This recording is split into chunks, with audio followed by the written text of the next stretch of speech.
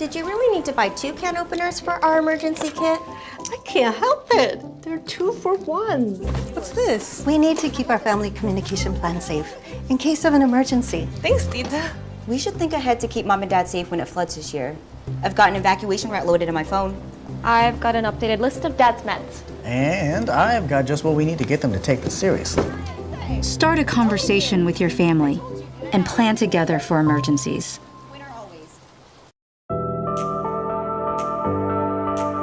You're watching City of Las Vegas TV.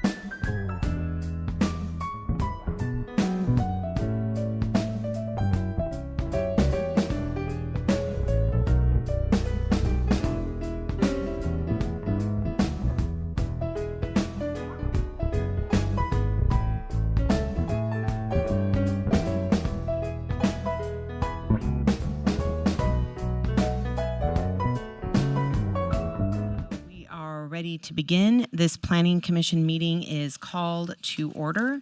This meeting has been properly noticed and posted in compliance with the open meeting law. These proceedings are being video recorded and can be viewed live on City of Las Vegas TV on Cox Cable Channel 2.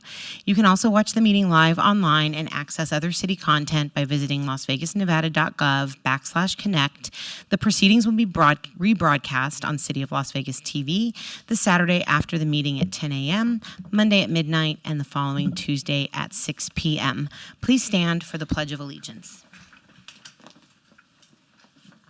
pledge allegiance to the flag of the United States of America and to the republic for which it stands, one nation, under God, indivisible, with liberty and justice for all. City Clerk, would you please call the roll? Chair Taylor? Present. Vice Chair Kasama, excused. Commissioner Schlattman? Present. Commissioner Rogan? Present. Commissioner DeSalvio? Present. Commissioner Mumford? Present. Thank you, Chair. You have a quorum. Thank you. I call to your attention the information printed in your agenda concerning our actions and the appeal and review process, if appropriate. Please read this carefully, and if you have any questions, staff is available. Also, the second page of the agenda contains our rules of conduct. We appreciate your adhering to these rules so we can have a smooth meeting. Thank you. Public comment during this portion of the agenda. Public comment must be limited to matters on the agenda for action. If you wish to be heard, come to the podium and give your name for the record. The amount of discussion as well as the amount of time any single speaker is allowed may be limited. And I will just preview for everybody that because tonight is a very long agenda, we will be trying to keep comments brief and efficient. And if you hear your item and you are here for public comment, please, please, please come down, sit in the front row, and be prepared to come up to the microphone expeditiously. So thank you in advance for your help getting us through this agenda. So are there any members of the public who wish to speak under this portion of the agenda? So, Madam Chair, Seth Floyd for the record. I normally don't obviously speak at public comment, but we and our staff were made aware this week that some of the applicants, maybe some of you in this room, received what appears to be a scam email purporting to be from the Planning Commission and asking you to wire money. That is not from the City of Las Vegas. That is a scam. We're investigating that. If you haven't already reached out to us to let us know that you received one, if you can come down at some point during the meeting and let our staff know, we are investigating that right now. So we would appreciate your help in doing that, and apologize for you receiving those, but those were not official city emails. Thank you, Mr. Floyd. And we will now move on to item number 5. This is for possible action approving the final minutes for the Planning Commission meeting of September 9th, 2025. Commissioner Schlottman is sitting in as my vice chair tonight. May we please have a motion to approve the minutes of the Planning Commission meeting from September 9th, 2025? Yes, Madam Chair, I move to approve. Thank you. There is a motion on the floor. Please cast your votes. Please post, and that motion carries. Let's move on to housekeeping. Are there any items that commissioners, staff, applicants, or members of the public would like to pull forward for action? Madam Chair, Nicole Edos for the record. Staff is requesting to hold item number 11 to the November 9th Planning Commission meeting. The applicant is requesting to hold item number 20 to the November 18th Planning Commission meeting. The applicant is requesting to hold item number 21 to the November 18th Planning Commission meeting. Staff is requesting to hold item number 23C, 25-0286, TMP1 to the December 9th Planning Commission meeting. The applicant is requesting to hold item number 27 to the November 18th Planning Commission meeting. Staff is requesting to strike item number 30C as the waiver is no longer needed. The applicant is requesting to hold item number 41 to the November 18th Planning Commission meeting. The applicant is requesting to hold item number 42 to the November 18th Planning Commission meeting. The applicant is requesting to hold item number 44 to the November 18th Planning Commission meeting, and the applicant is requesting to hold item number 50 to the November 18th Planning Commission meeting. Thank you. Okay. Chair, through you, Deputy City Clerk Yvette Lazoya for the record. The first item, item 11, is that correction for November 18th Planning Commission? It was stated November 9th. Oh, Madam Chair, yes, November 18th. I apologize. Okay. Thank you. That was on number 11. I thought you said that was going to be November. Okay. All right, so November is going to be a nice, thick agenda as well. Can we please get a motion? Of all those items, is there anybody that wishes to speak on any of the items identified? Okay, if not, hearing none, Interim Vice Chair Schlottman, would you please make a motion on these housekeeping items? Yes, Madam Chair, on items number 11, 20, 21, 27, 41, 42, 44, and 50, move to hold those in abeyance till the November 18th Planning Commission hearing. And then on item 23C, make a motion to hold that particular item into abeyance till the December 9th Planning Commission hearing. And then on item 30C, a motion to strike 25-0322 WVR2. Thank you. There's a motion on the floor. Please cast your votes. Please post. And that motion carries. Consent items are next. These are considered routine by the Planning Commission and may be enacted by one vote. However, any item may be discussed if a commission member or applicant so desires. Mr. Vice Chair, do you have a motion on consent items? Yes, Madam Chair, through you, on the consent item number 7, I move to approve, subject to staff's conditions. Thank you. There's a motion on the floor. Please cast your votes. Please post. And that motion carries. And Madam Chair, that is final action tonight unless appealed to the city clerk in 10 days. Thank you. Moving on to one motion, one vote. The following are items that may be considered in one motion, one vote. They are considered routine, non-public, and public hearing items with a staff recommendation of approval. All public hearings and non-public hearings will be opened at one time. Any person representing an application or a member of the public or a member of the Planning Commission not in agreement with the conditions and all standard conditions for the application recommended by staff should request to have that item removed from this part of the agenda. So number 8, 25-0338 VAC1, applicant owner Century Communities Nevada LLC for possible action on a land use entitlement project request for petition to vacate a portion of a public drainage easement generally located west of Grable Spruce Street, north of Alamino Avenue, Ward 6, Bruni.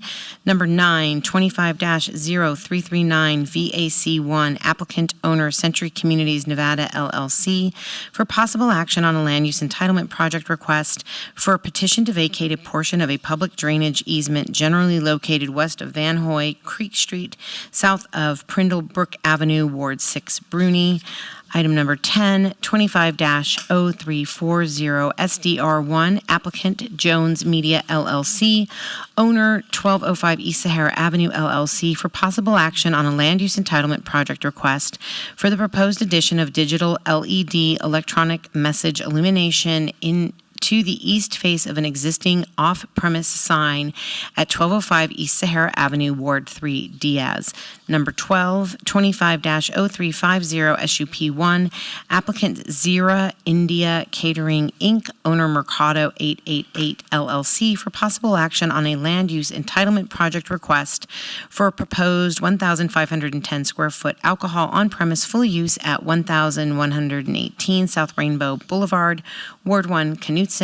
Item 13, 25-0353 VAC1, applicant owner Northland LLC for possible action on a land use entitlement project request for a petition to vacate a portion of an existing Bureau of Land Management right-of-way grant for sewer drainage and roadway generally located on the southwest corner of Brent Lane and Eric Lloyd Street, Ward 6, Bruni. Item 14, 25-0354 SUP1, applicant La Bonita Supermarkets, owner BRFI Las Vegas LLC, for possible action on a land use entitlement project request for a proposed 53,480 square foot alcohol off-premise full-use grocery store at 5051 East Bonanza Road, Suite 120, Ward 3, Diaz. Item 15, 25-0361 VAC1, applicant Stone Land Holdings LLC, owner Clark County Vacant Series of the Cab Properties LLC for possible action on a land use entitlement project request for a petition to vacate U.S. government patent easements generally bounded by Alexander Road, El Capitan Way, and Giuliano Road, Ward 4, Alan Polensky. Item 16, 25-0374 MOD1, applicant owner, the Howard Hughes Company LLC for possible action on a land use entitlement project request for the proposed modification of the Summerlin West Village 22 plan to amend the special land use designation of parcel B1 from VC-MF3 Village Commercial High Density Multifamily to VC Village Commercial and parcel AA from VC-MF3 Village Commercial High Density Multifamily to SFSD Single Family Special Lot Development at the northeast corner of Sunset Run Drive and Scurry Bend Drive, Ward 2, Kelly. Item number 17, 25-0384 VAC1, applicant Taylor Morrison Homes of Nevada, LLC, owner Holy Trinity Eritrean Orthodox Tewahedo Church et al., for possible action on a land use entitlement project request for a petition to vacate a public drainage easement generally bounded by Oakey Boulevard, Mohawk Street, El Parque Avenue, and Edmond Street, Ward 1, Knutson. Number 18, 25-0408 SUP1, applicant Hung Nguyen, owner Y Properties LLC, for possible action on a land use entitlement project request for a proposed 2,496 square foot alcohol on premise full use with a 115 square foot outdoor patio area and alcohol off premise ancillary beer wine use at 353 East Bonneville Avenue, Suite 115, Ward 3, Diaz. Number 19, 25-0434 SUP, applicant owner Sticky X LLC, for possible action on a land use entitlement project request for a proposed 6,356 square foot alcohol on premise full use at 1412 South Main Street, Ward 3, Diaz. These items were noticed as public hearing. Is there anyone who would like to be heard on these items? Okay. Seeing none, I will close public hearing. And while they're coming down, Madam Chair, through you, on item number 19, Sticky 10 LLC, I don't have any ongoing business with them on this particular project, but I have other projects going, other properties that they own. So out of abundance of caution, I'll be abstaining on item number 19. Okay. Thank you, Mr. Vice Chair. Good evening, sir. If you could please go ahead and state and spell your name for the record, give us your address, and we will put 2 minutes on the clock for your comments. Hi, I'm Victor Jordan, V-I-C-T-O-R, Jordan, J-O-R-D-A-N. I wanted to speak, I'm a resident at 353 East Bonneville Avenue in Las Vegas. This is about 25-0408, about a proposed alcohol on premise site business. I've never done this before, so I don't know if I'm doing this correct, but I just wanted to make a comment.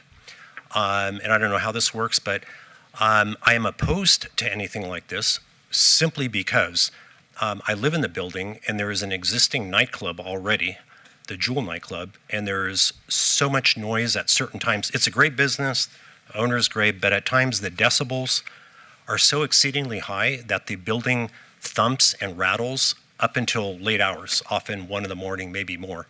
And I just think it's unfortunate to have another nightclub when there's already no restrictions.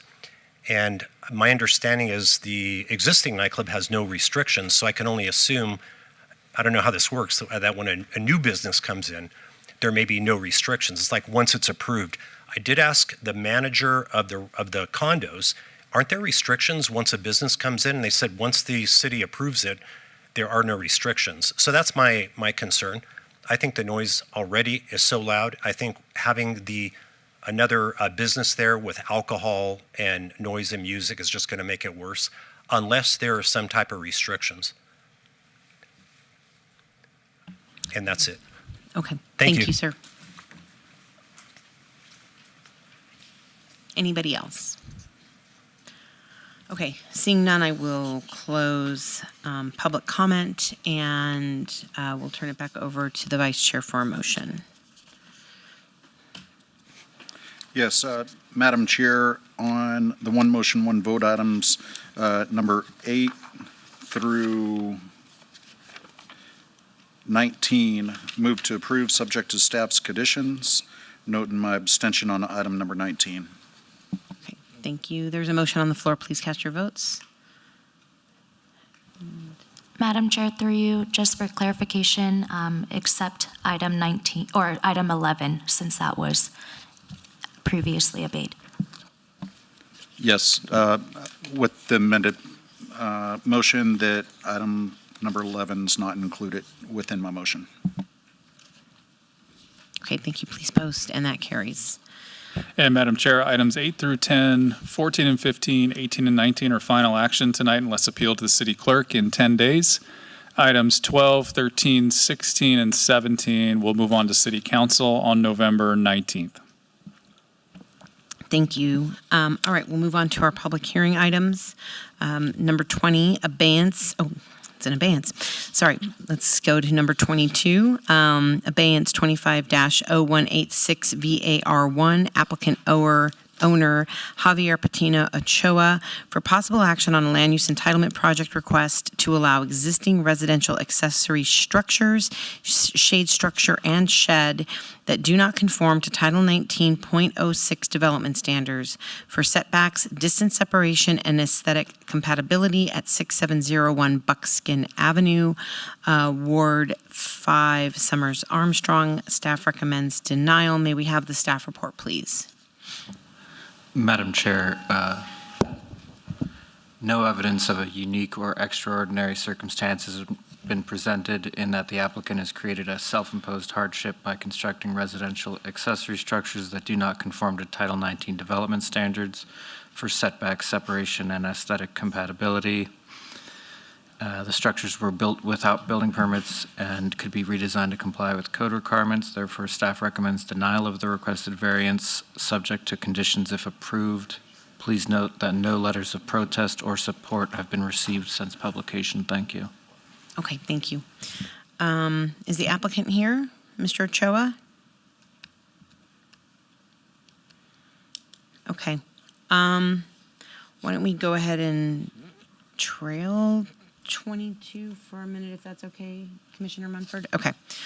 All right. Excuse Move on. me. I'm sorry. Staff, I was just had a question for staff. Were they planning to withdraw this? You haven't heard anything? Okay. Okay. All right, so item 23, abeyance 25-0286, applicant City of Las Vegas, owner United States of America, for possible action on land use entitlement project requests on approximately on the north side of Moccasin Road, approximately 1,600 feet east of US Highway 95, Ward 6, Bruni. Staff recommends approval on the land use entitlement project. 23A, abeyance 25-0286ZON from U, undeveloped, TND, traditional neighborhood development, general plan designation to TD, traditional development. 23B, abeyance 25-0286 VAC1, petition to vacate portions of BLM right-of-way grant easements on the north side of Moccasin Road near the North Sky Canyon Park Drive alignment. 23D, abeyance 25-0286 DIR1 regarding the adoption of the Monument Hills Development Agreement between the City of Las Vegas and Monument Hills Partners, LLC. 23E, abeyance 25-0286 DIR2 regarding the adoption of the Monument Hills Parks Agreement between the City of Las Vegas and Monument Hills Partners, LLC. May we have the staff report, please? Thank you, Madam Chair. Fred Solis for the record. This project is accumulation over 8 years of planning, outreach, and negotiations. The project began to take shape with the adoption of the Upper Las Vegas Wash Vision Plan in 2017, followed by the City Council's selection of Olympia Companies as developer partner in 2019. Since then, considerable efforts have been put forth to engage our regional partners and stakeholders, including the Las Vegas Paiute Tribe, the National Park Service, the Protectors of Tule Springs, the Bureau of Land Management, Clark County School District, Las Vegas Metro Police Department, as well as the U.S. Air Force. At the core of the project are two components the City Council has affirmed as priority for the city. Those being the development of a community within the larger master plan community, specifically for military members and their families. And secondly, the establishment of an economic driver within the community that will bring highly skilled jobs to the area. The plan before you accomplishes these goals, as well as others outlined within the Las Vegas 2050 Master Plan. The proposed development emphasizes sensitivity to the surrounding natural environment, housing for local workforce, and promoting economic development.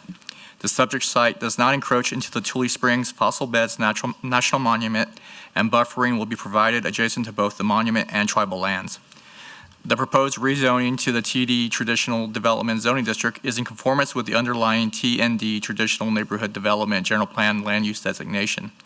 The associated development agreement and parks agreement are in conformance with the Nevada Revised Statutes 278.0201 and accomplish the goals and objectives of the Upper Las Vegas Wash Vision Plan and the Las Vegas 2050 Master Plan. Staff therefore recommends approval of the project. Thank you. Thank you very much. Good evening, sir. If you could please state and spell your names for the record, give us your addresses, and tell us about this project. Thank you. Good evening, Madam Chair, Commissioners. My name is Bob Gronauer, 1980 Festival Plaza Drive. With me to my left is Chris Armstrong, who is with the Olympia Companies. We are both here tonight representing item number 23 and all the accompanying items with them. Before I get into the presentation with respect to the applications, one of the things that I think is important so you can appreciate how big this development agreement is for the future growth of the city of Las Vegas here is to see what has been happening over the last several years of development up in this area, what we call the northwest segment of Las Vegas. So I have on here an aerial that spreads out as far as a region up here in the northwest. And as I go through this, both Chris and myself are very proud as we go through this. A lot of these master plan communities are communities that we've negotiated on behalf of Olympia, and these are master plan communities that are either already existing with existing people who live, work, and play, or the future developments where people will live, work, and play up in this area. So as I'm going to go through, I'm going to go from the south side all the way to the north where this is the location of our property. Down in this area here, as you'll see, this is a Sheep Mountain Parkway that is proposed in some areas that are already constructed in this area. This is the US 95 located in this area here. And when we first begin here in this red area, this is a master plan community that you approved within about a year ago. Chris and I were here representing the Olympia Companies. That's a master plan known as Sky Summit. So this is 505 acres that will commence construction here fairly shortly, and we're excited to see this come out of the ground for residential development. On the other side of Sheep Mountain Parkway in this area is Sky Hills. That is a master plan community, once again, under the development of Olympia Companies. With respect to this development here, this is already under construction. There's already people living in this area. As you go further up along the Sheep Mountain Parkway, this once was all a part of Sky Canyon master plan community. Again, another development by Olympia Companies. Later on, this portion up here was sold off to Lennar Homes, who's building Sunstone today.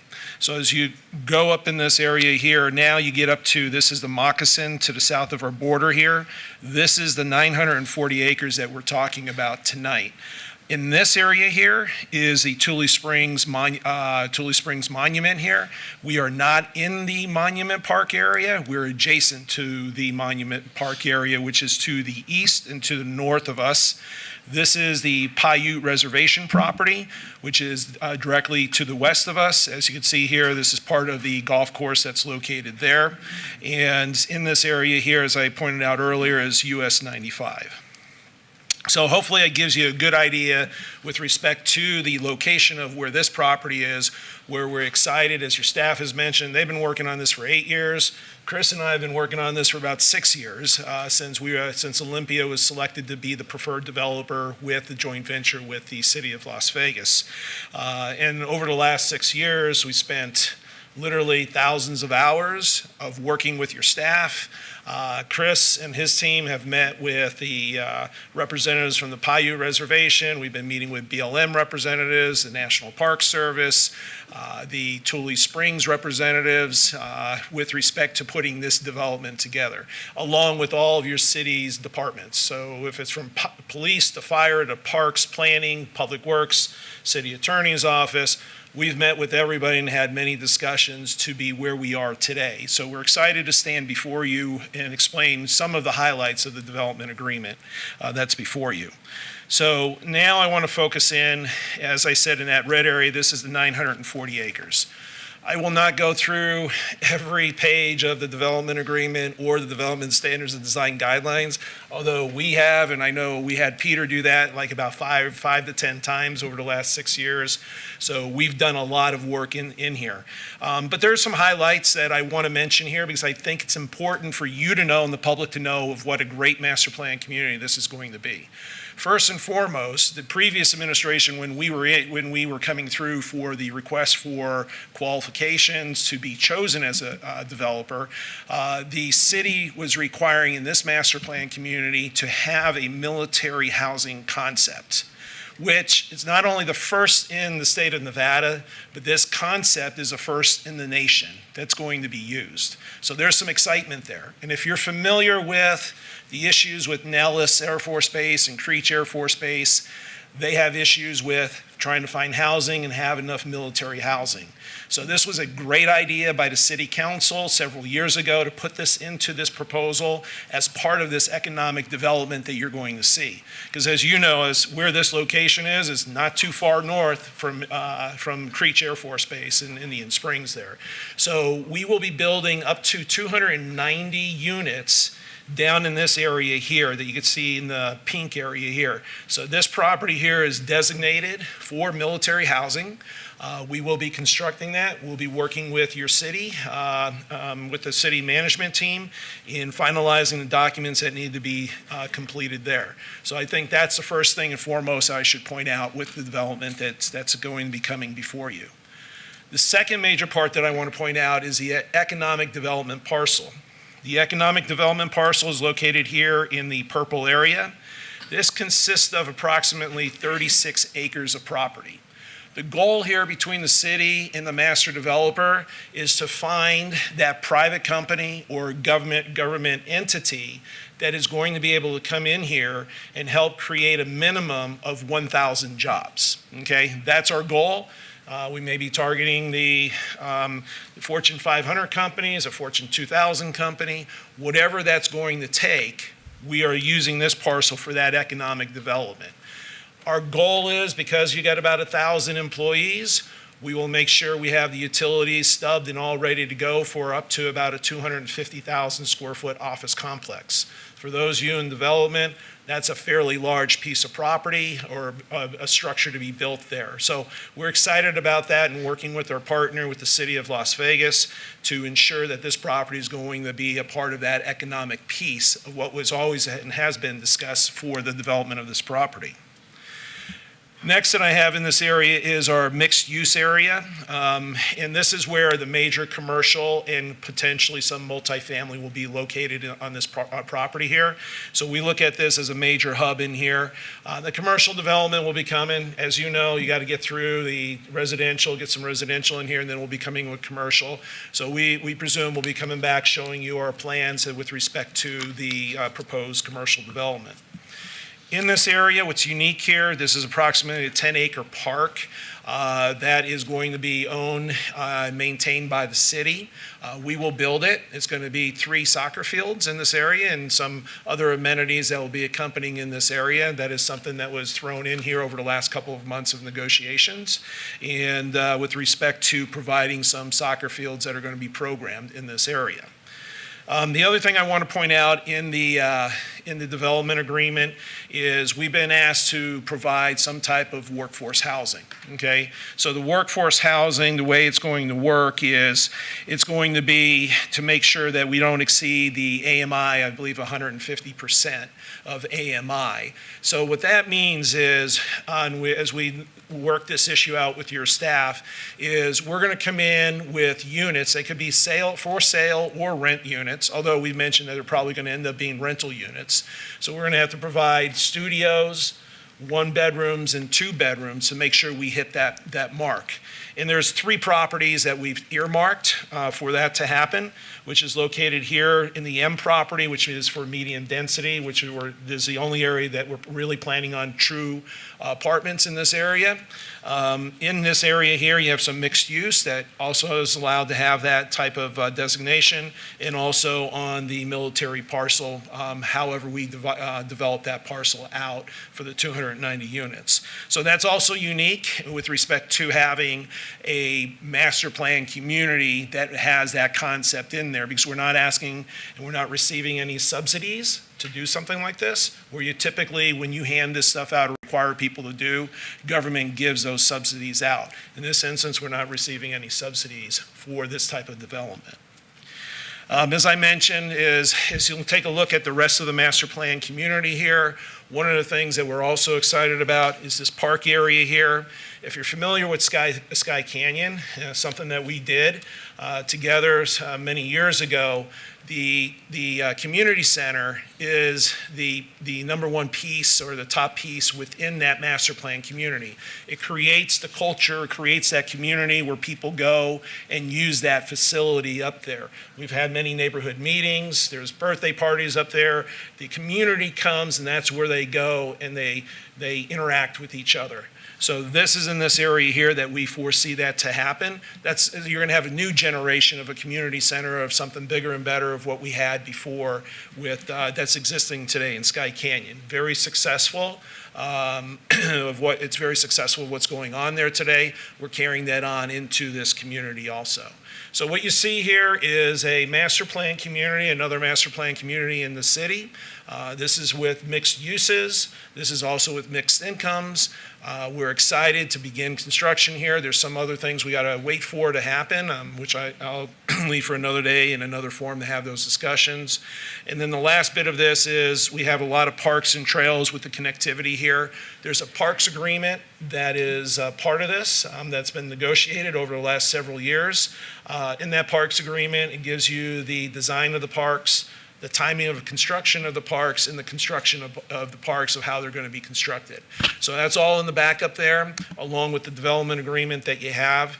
There is a zone change that allows the TD zoning, which is a traditional development, which is no different than what I was showing you in Sky Canyon, because that allows you to come in with those mixed-use communities, and those mixed-use communities, that's where you create that master plan community. So the TD zoning, staff's recommending approval for the parks agreement and also the development agreement. That being said, Chris and I are here to answer any other questions that you have, but before I wrap up, the last thing I want to say is give a big thank you to your staff. They've put a lot of time and dedication in this. There's a lot of things that go on in government, especially here in the city of Las Vegas. But we've had the Councilwoman Bruni, in probably 99% of these meetings. We've had all your staff management on a weekly basis. So there's a lot of hours that have been committed to this. So when you look at this deal point here, and if you're familiar with negotiations and how these master plan communities go, if you take one of these issues by itself, and you look at it, you may love it or you may not like it, but please understand there's a lot of stuff in here that's a package together. So just because there's something in here that you may think the city should need more, or for us, we say we need more, there's a lot of give and take in a development agreement like this. It's approximately a $3 billion development agreement that we negotiated here. That's a huge impact for the city of Las Vegas. So there's a lot of stuff in here. It's very complex. It's very technical. But I owe, and Chris, we owe your team a debt of gratitude, because they put up with us for many times. We've been up on the 6th floor in the economic development room. We know from the security people all the way up to the staff that let us in every day or every week that we are showing up here. So again, there's so many names I want to say thank you to, but the guys and the gals that have been in that room, you know how much we appreciate you. It's not been easy. We've had a lot of highs and lows, but we said we're going to get this development agreement done, and we're standing here tonight with that development agreement done. So that's a tribute to your staff in making sure we get something done for an economic development such as this. Okay, thank you, Mr. Gronauer. This item was noticed for public hearing. Are there any members of the public wishing to make comment on this item? Okay, seeing none, I will turn it back to the commission, and I will start with me since it is my ward. I thank you, Mr. Gronauer, for acknowledging the staff, because I don't know specifically how much time they put into this, but I know how much time they put into everything. And as dense and detailed as this is, I know they've put a ton of time in. They've given me a lot of time on a lot of the questions I had, because as an advisory body, I was not necessarily included in any of the discussions, but I really appreciate the time that you and Chris have given me to walk through it as it was in process and walk through some of the issues and concerns. And I'm very excited to see this project go in. I'm really excited about the military housing. I think that's a fantastic piece and so needed for the folks that serve at Creech. I'm really excited about some of the things you didn't get into in the details about how you're going to be treating Tule Springs. I mean, I really appreciate Chris spending time with the folks that run Protectors of Tule Springs, because the amount of work they put in to just get that monument designation, you know, I was part of some of their early efforts, and so I know the work and the love and the passion for this monument and for this project. So really thank you guys for being thoughtful and inclusive of protecting those areas and making sure that it really enhances this master plan community. So I'm also really excited about some of the different elevations that you've put in here to see things really get modernized. Some of the designations and the diversification of those non-residential, residential mixed-use characters, where you have things designated like prairie, desert contemporary craftsman. So we're not just looking at the same type of architecture we've seen in this valley for so long, and I think it's just going to be fantastic to see that as it gets developed. I do have a couple of questions that I wanted to ask you, and maybe the first one I have is, I know that speaking of POTS and speaking of the monument, you have been very mindful in terms of the development of this to have, and I also just want to say, like, I think of this as a sweater, right? Like, you've been knitting this sweater for years and years, and you pull on one piece of thread, and then like the whole sleeve's going to unravel. So I understand that very much. But in the landscaping, you've got these zones, and you have sort of the streetscape, the parks,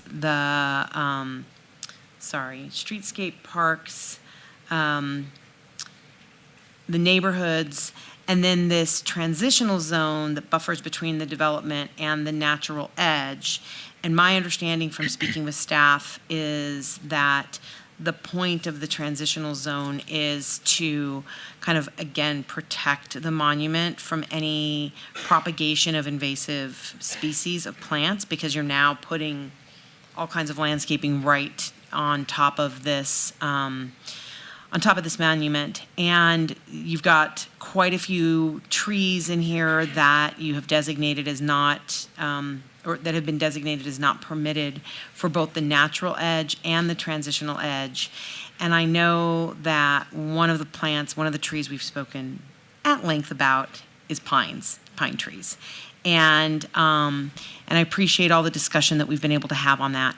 But I'm a little concerned that, as this is a non-native plant, that this is going to be permitted in that transitional zone. There's still, and so I'm wondering if that might be something that you would be comfortable with, one recommended change to just remove that, the permission of Mondale pines from the transitional zone.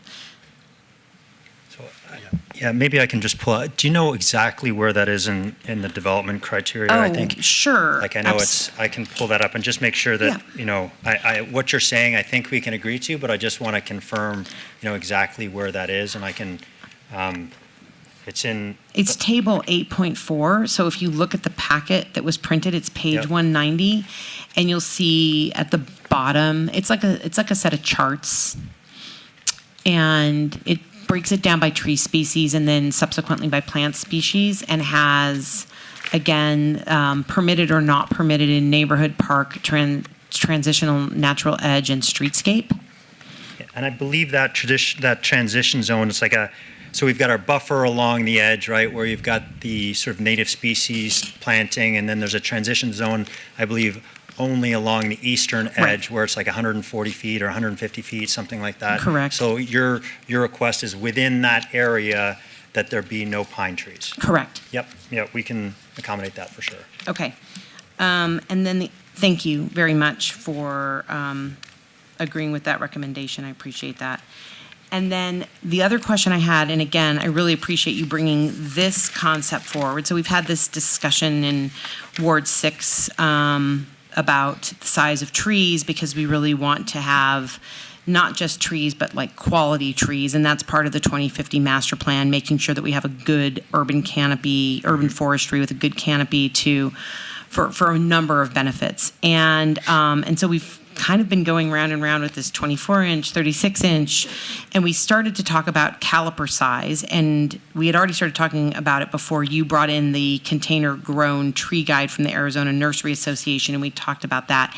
And what I found when I was going through the development agreement was a lot of references to 24-inch trees, and I'm guessing, and most of that is, well, the 36-inch trees would be those impactful visual sort of entryways, and so you've got this breakdown between 24-inch and 36-inch. And I understand, well, my preference would always be to have trees that have an appropriate caliper size for a 36-inch box.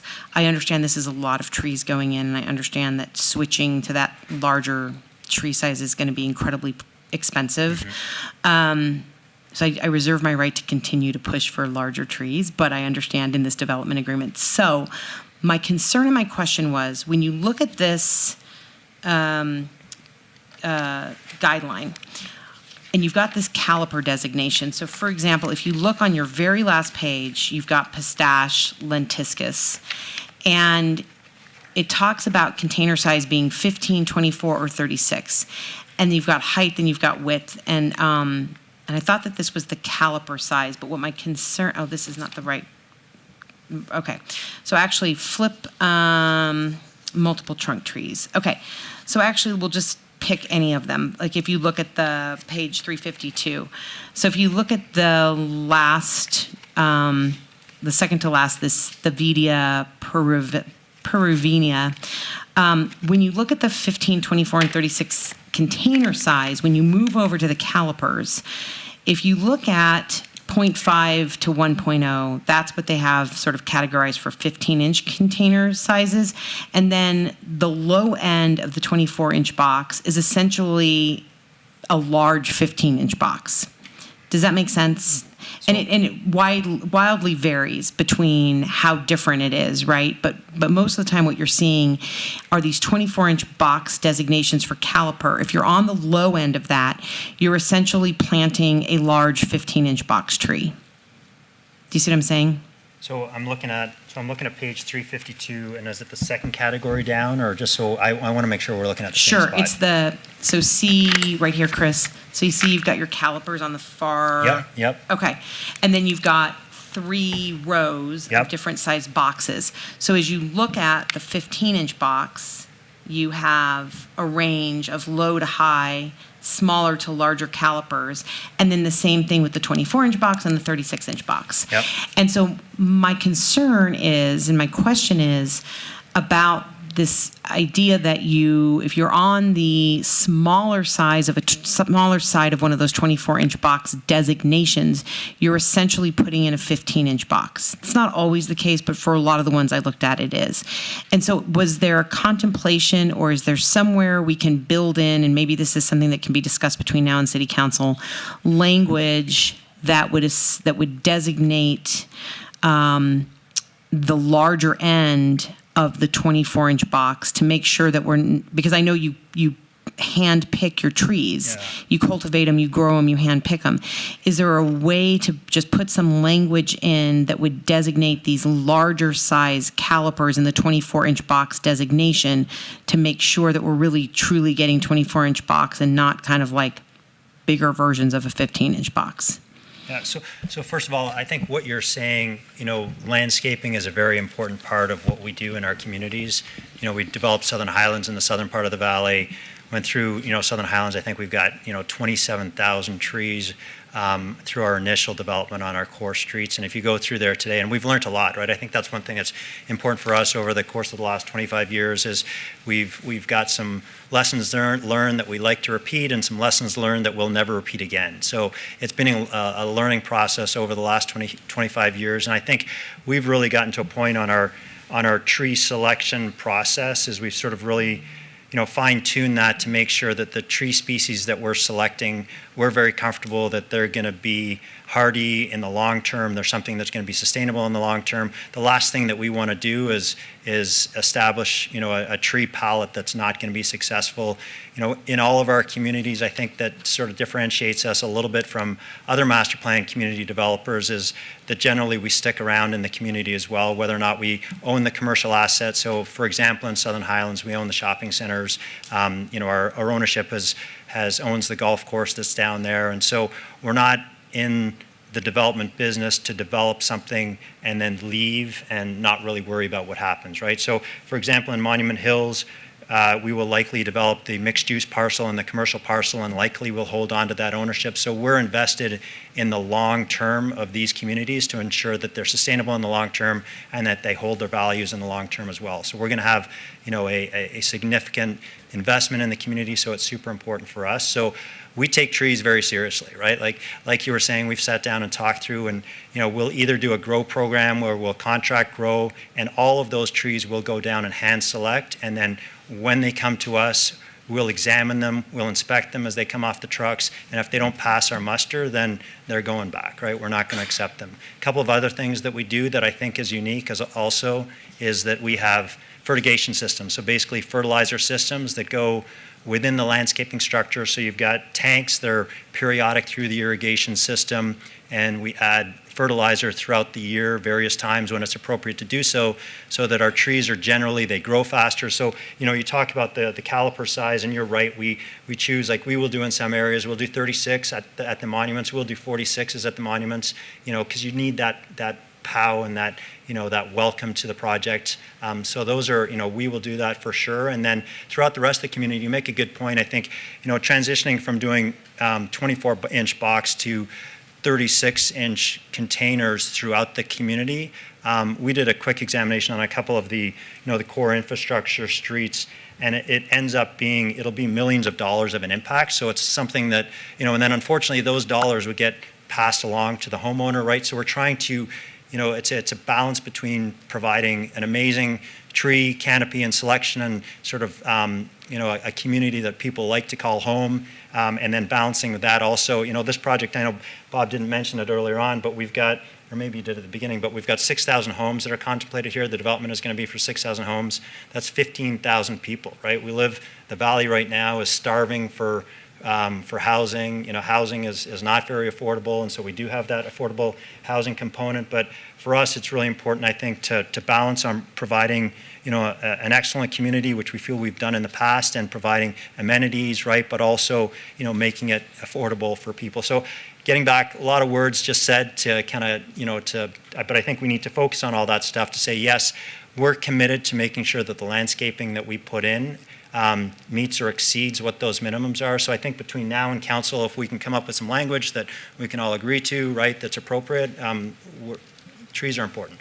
Okay, So, thank you. Yep. And so, Mr. Solis, are there any sections in this development agreement that would be appropriate to have a better description of that caliper sizing to ensure that the quality of landscaping that Chris has talked about so often is sort of codified in the development agreement? Yes, Madam Chair. So there is a section that actually refers back to this tree list that we're looking at. So within that section, I don't know it off the top of my head, but within that section, we can go ahead and work with the developer to add some language to accomplish that goal. Okay, great. And I think Fred knows those DS and DG better than I do by far, so we'll work together to figure something out. Okay. All right. Thank you for that accommodation as well. I appreciate that. And again, thank you for all your time. I don't have any questions right now. I'll pass it to the rest of my commissioners. Yep, go ahead, Commissioner Salvio. Thank you, Madam Chair. I just want to say thank you for following through. Chris, it's good to see you. It's been a minute. I spent 5 years of the, I think, 7 or 8 that you guys have been dealing with it. This has been a vision from the previous councilwoman with the military housing we don't have out there. We don't have the ability to have people work and live in the same location in Ward 6. I mean, I've been out there since just Bob Taylor Steakhouse and Floydland Park. and that's all that was out there. And to see something like this pop up to accommodate what is, like you mentioned, is unheard of, to have housing for military with the two bases so close, and to have the ability of people to work and play in the same location, and to actually see this come, to fruition. I mean, 2050 master plan that I worked on for all those years and hundreds of homeowners meetings to get to where we are today, to actually see this, it made me excited to see this on the agenda, because the last time I seen it is when the previous councilwoman was in there, and there was a lot of work that went into it. So to see this today, to come out to damn near exactly what we envisioned in all the work and all the neighborhood meetings, and to see it now is tremendous. So I applaud you for moving it forward, and 100% in support, because this is exactly what's needed out there, because we just flat don't have it. So thank you, Chris. I know you've probably got millions of dollars tied up into this for many years, and to actually see it come down to us being able to vote on it and then push it to city council, to me, is worth its weight in gold. So I appreciate it. Thank you. Thank you. Anyone else? Any other comments? I guess just to build off something that Commissioner Salvio said in terms of the investment, can you just speak really quickly, Mr. Groenauer, to some of the timelines? Like, when would you expect to see this? Because, just side note, my nephew was at Creech, and I live in Centennial Hills. He had to drive 35, 45 minutes every day to get to work, and so this is going to be fantastic. Yeah, it's going to be a part of our first phase of development, and I wish I could tell you when that first phase is actually going to happen, because as I mentioned in my presentation, there's another side issue that we're dealing with right now. So as sooner that we can get that done, we're getting much closer and working with your staff to get this stuff, get shovel in the ground, but it will be in our first phase. Okay, great, thanks. Okay, with that then, I'm prepared to make a motion on this item. So for item number, as I'm taking notes, for item 25-0286, and its subparts except for C, I would make a motion to approve. Yeah, item 23. What did I say? 25-0286, items 23A, 23B, 23D, and 23E.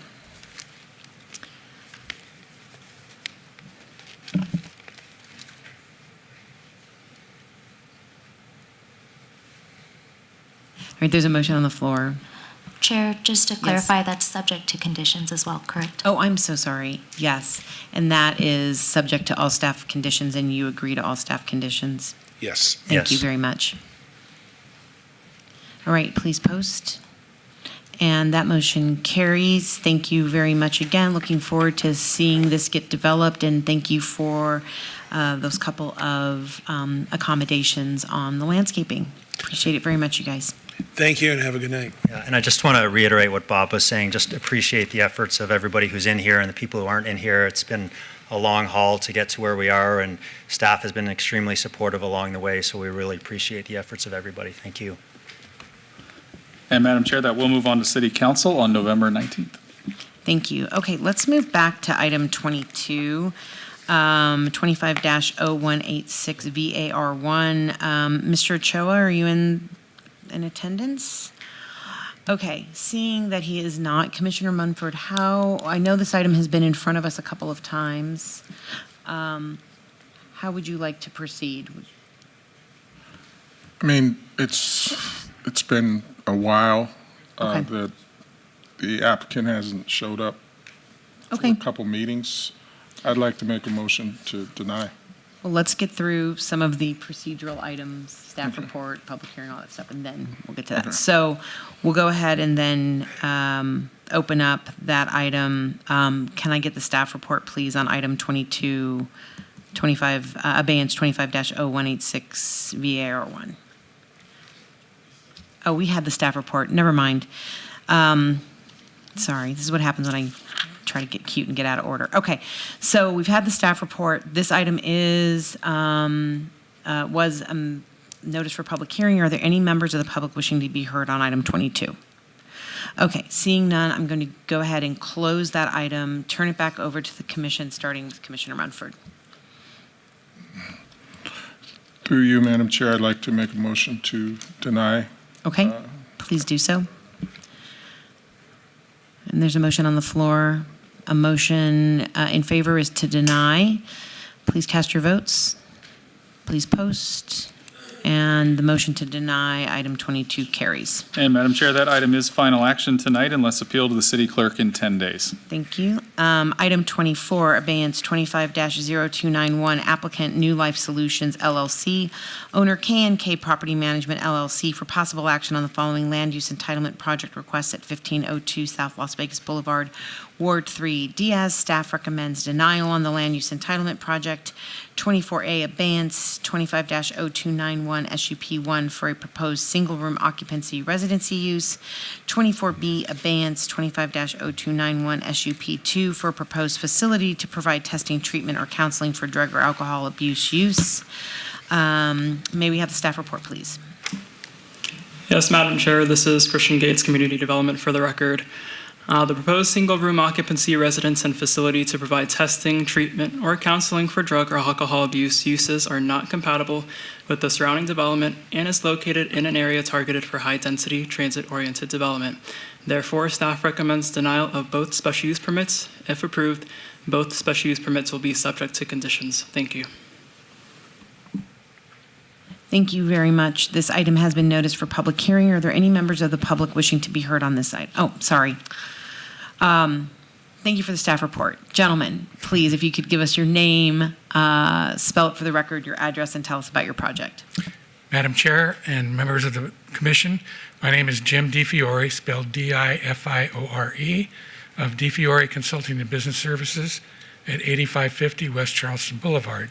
With me tonight is Jacob Canto, who is the owner-operator of New Life Solutions, and Mr. Canto does operate several other sober living facilities here in the Valley.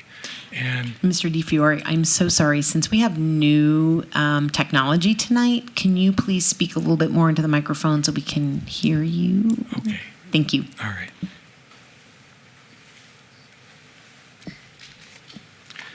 So with me tonight is Mr. Canto, and he is the owner-operator of New Life Solutions. He has several facilities, sober living facilities in the county, and he has a vast amount of experience in operating these sober living facilities. Mr. Canto is going to give you a presentation as to why he's there and what he would like to do, and go over his experience in this type of operation. Good afternoon and evening, Madam Chairman and Commissioners. My name is Jacob Canto, Canto, C-A-N-T-O for the record. I'm the owner and operator of New Life Solutions. It's been actually serving the community of Las Vegas here for the last 8 years. I have 4 residents now in the county that we've been managing and running.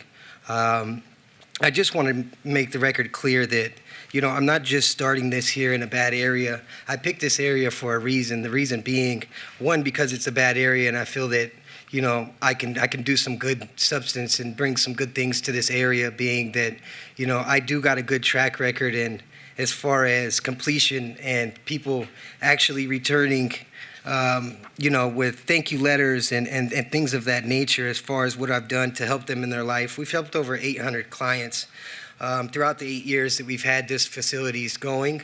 Some of our statistics are at least 75% of our clients have found housing, jobs. 84% have transitioned into stable housing. Not only do I go above and beyond to try to keep this property safe, it's been abandoned. I know that this property has its history with you guys, and I look to clean that up because of that. That's why I chose this property. One, because of the closed corridor that I have, that I can keep my clients inside and only in the back corridor, that won't be outside loitering or doing anything that you typically would probably see from a sober living. Our sober living in the last 9 years has only had 4 metro calls to 4 residents that we've had. We've had 0 arrests, non-violent offenses. So we have a great management staff. Our management has been with us since the beginning that we started this, and I want to just give you a little history of why I started this. It wasn't a money grab or anything like that. I have multiple businesses that make good money in the city. This is the one business that doesn't really do too good as far as financially. It's really where my heart's at because I got into this business because my mother was addicted to alcoholism. And so I put my mother in one of these houses. It was called Life Recovery at the time. And during that time, in 30 years, I've never seen my mom off alcohol. But I was able to get her clean by putting her into one of these houses. So during that time, she, had mentioned to me that they were kind of going under and going bankrupt. So I thought it would be a good investment for me, since it was doing so good for her, that, she could actually help people and staying clean and be a management to the facility. So what I did is I took my mom and I made her a manager of the facilities, and that worked for about 2.5 years. After about 2.5 years, I ended up losing my mom to alcoholism and the battle of her disease. And that was hard on me. I really wanted to give up on this program. And but the fight in her still lives in me. And so I kept going with it. And I hoped that maybe I couldn't help my mom, but I hoped to maybe help someone else's mother. So I just wanted to say sorry, a little choked up. But I just wanted to say how we do fit into the 2045 master plan and vision that we do have. Definitely health and human services and how we can have lower income housing services. We do a lot of services for them now as far as getting them out every week. I provide rides out of my own pocket, drug testing out of my own pocket, breathalyzing on a nightly basis out of my own pocket. I get no funding from the state, and everything is done purely out of my heart and trying to get this program going.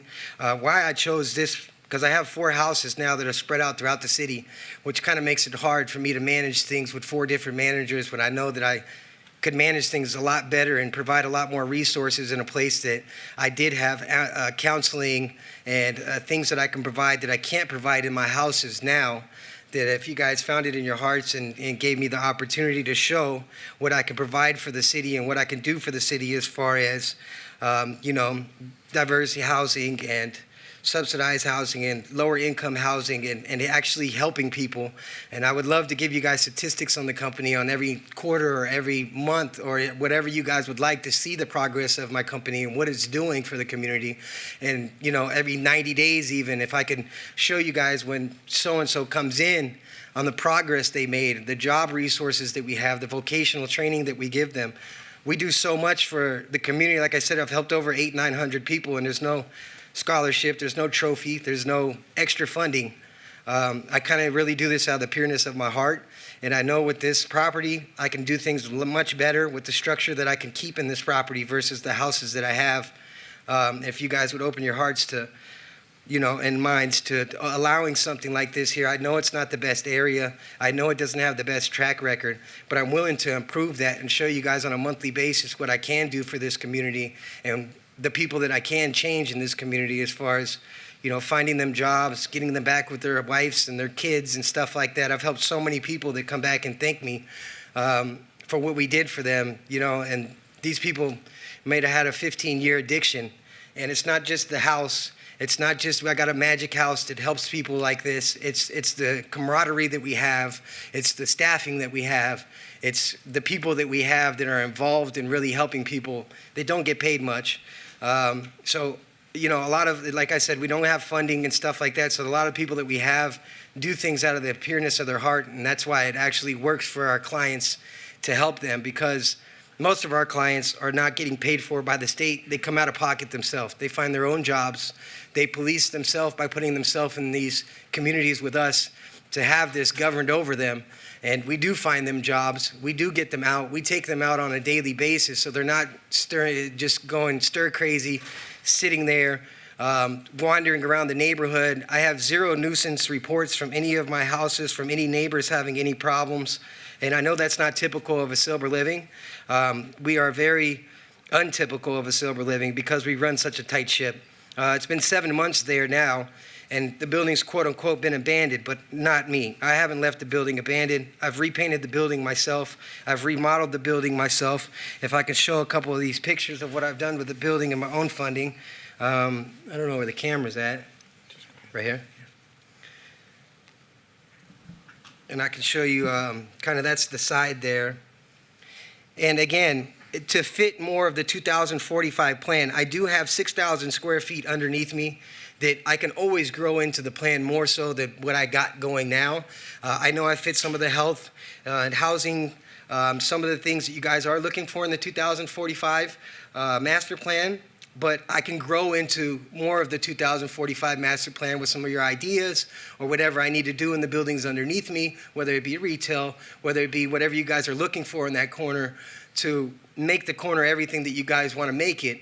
And as long as I'm not, and my clients aren't being an issue to any of the neighbors or anything going on, I see that you guys would see that this was actually good for the community and see that it was fit for the community if my clients weren't causing problems and we were actually helping people, redeveloping them and getting them re-entered into society. These are kind of how the rooms are going to look and be set up with a microwave, refrigerator, and a single room occupancy. I have a couple double beds in the other side of the thing, but I want to show you guys and prove my worth first with a single room occupancy. And that way it's easier for me to manage and it's not overcrowded at the time. And I can grow with you guys as partners in this community and make sure that I can, capture everything that you guys are looking for as far as anything that might be something that might be a hindrance of why you would say no to something like this. If it wasn't that, and I did prove everything otherwise, all I ask is that every year I can come back here, show you kind of a status report, and be able to go another year into helping people. I thank you guys for your time and listening to me. Here's a few more pictures of the parking lot that I redid. And here's the other side of the building. Of course, it will be modeled a little bit better. I will touch things up. I just wanted to go forward with things. I don't have millions of dollars. I'm not here from a corporate office or anything like that. I'm just a normal guy trying to create something that would help people in the long run. And I did prepare some pamphlets for you guys. I couldn't get them to you guys, but I would like to show you some of the statistics that I have, that I have for my last 8 years in the community that I have been doing and dealing with, and how familiar I am with this program. And thank you again for your time. I guess that's it for me right now. Okay, thank you very much for the information. This item has been noticed for public hearing. Are there any members of the public wishing to be heard on this item? Okay, seeing none, I will close public hearing and I will turn it back to the commission, starting with Commissioner Schlattman. Thank you, Madam Chair, through you, and I appreciate you coming up and giving us a presentation. I met with you, and pretty much what you told me when we met at my office was substantially the same thing that you said today, so I appreciate the time that you spent with me. I've been working and developing downtown for the past 20 years, and, been on the Downtown Design Review Committee, the Plan Commission for 14 years. I've seen, areas come up, go down, seen social services come in different areas, and in all parts of downtown, all across the city. I mean, it's something that we deal with, it's something that we need, and it's not that we're going to say it's not in my backyard, because I could tell you I live on Fremont Street and everything is in my backyard. Right. Apartments, pizza shops, drugs, prostitution, everything that you possibly could imagine. And it's not even not in my backyard when it comes to my office, because there was a, Alcoholics Anonymous and meetings that happened in the parking lot, and it was great, never did bother me. They would get together, bring out all the chairs, get in the circle, have their meetings in the evenings, and go on. So never once complained about this. But as we look at the 2045 master plan, downtown Las Vegas master plan, and some of the infill, and going back on some of the, 15 years that I've been, on these various bodies with the city, and seeing how much effort we've put into trying to promote infill development and commercial uses and trying to create that walkable community from the Strip to downtown and getting the pedestrian traffic and everything. And we have seen other social service providers on Las Vegas Boulevard and on Fremont Street, and I pass them on a daily basis. And one of the issues that I find quite often is the number of people that are hanging out around outside and just on the street corner, and then it becomes this gathering spot and then makes it uncomfortable for others to pass down the street, which could be problematic for our scenic byway. Both the single room occupancy and also the drug rehabilitation, counseling and treatment facility, special use permit, the city staff has recommended denial on. And I thought about this and I don't want to, we're looking at, more bars and restaurants and multifamily and commercial. And I looked at it from, two different standpoints. I looked at it from the single room occupancy that was already there. Mhm. We know that there was some issues with that in the Sure. past. A business license was revoked. That's Absolutely. nothing that we look at as a planning commission. That's strictly up to city council. And so I'm not going to judge it based on the merits of that because I can't judge it based on the merits of that. I can say that it was a single room occupancy in the past. It was a problem. What's that? It was a problem. It was a problem, but, I could probably get behind the single room occupancy again because it's there, it's existing. I got to say that it's not my favorite building, not my favorite looking Absolutely. building, but I What's could your get favorite color? blue, but don't paint it blue. I can paint the top blue for you. No, sir. But, so I could get behind the single room occupancy just because I feel that it's compatible with what's there. And I'm not going to tell you that you couldn't operate that. But I'm concerned with the bringing in other uses that don't exist, that haven't existed there, that don't meet the goals of our Well, let me assure 2045. you something. Let me continue to say, there are certain areas like the medical district or the corridor of hope and other areas where the 2045 downtown Las Vegas master plan would say that this would be acceptable. And it's not just those areas in town that it would be acceptable. I'm just saying in downtown. Because in other parts of town, this could go, in Ward 4 or Ward 6, or it could go in many of residential neighborhoods and where it does exist in certain residential areas. So, but it's just with the goals and objectives and everything that the city has set forth for so many years, I don't know if it's an appropriate area, but I'll let you make a quick comment if the chair would allow. No problem. Please go ahead. I just wanted to be assured that 85% of our clients all get a ride somewhere else and go to their meeting somewhere else. It's not that we would just be holding a full course meeting center there and counseling center there. For the few people that maybe can't get out and can't walk or something like that, I would bring a therapist in or do a Zoom call therapy or something like that. But like I said, 80-90% of the clients are all going to work every day, going to meetings every day, being chauffeured there.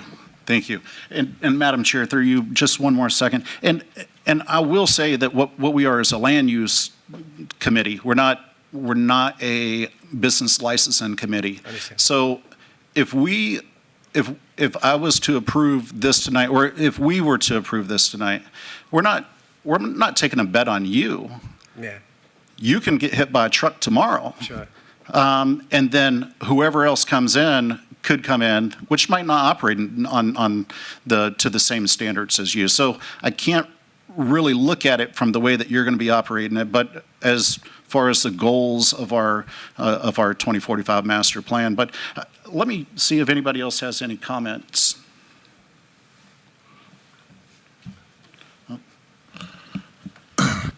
Yes. Do you work? I know I knew Judge Kern.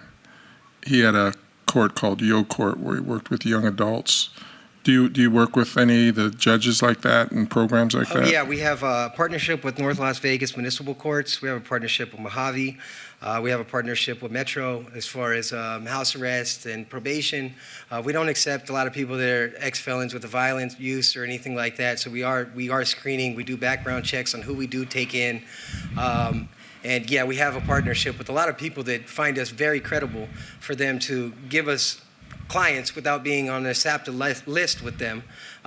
Most people don't get in there with these court systems or anything like that without being on the SAPTA list. But because I'm a proven product, these people do work with us, and we have about 15 clients from the courts now. Yeah, and I know that with Judge Kern, he was very strict with the people that he brought into Yo Court. Yep. And if the agreements he made with the people that went through his court is you don't pass a drug test, you don't follow by the guidelines of the court, you're back in facing those charges. We actually do breathalyzers on a nightly basis, and we drug test 2 to 4 times a week, depending on what your DOC is, that's drug of choice, or what your caliber of alcoholism is, or something like that. But when we take you in, and that's all out of pocket costs out of us. But I'm saying we drug test that client at least 3 times a week, and we do a nightly breathalyzer. Our schedule is 9 o'clock, and our facility is locked down at 9 o'clock, so nobody's coming or going. We do have a few clients that maybe work till 10 or 11. As long as they have their schedule checked, we let them in at 10 or 11. But 9 o'clock at night, 95% of our clients will be in and in that facility, not wandering, not loitering. They're not allowed to leave the facility after they come in and check in at 9 o'clock is our curfew.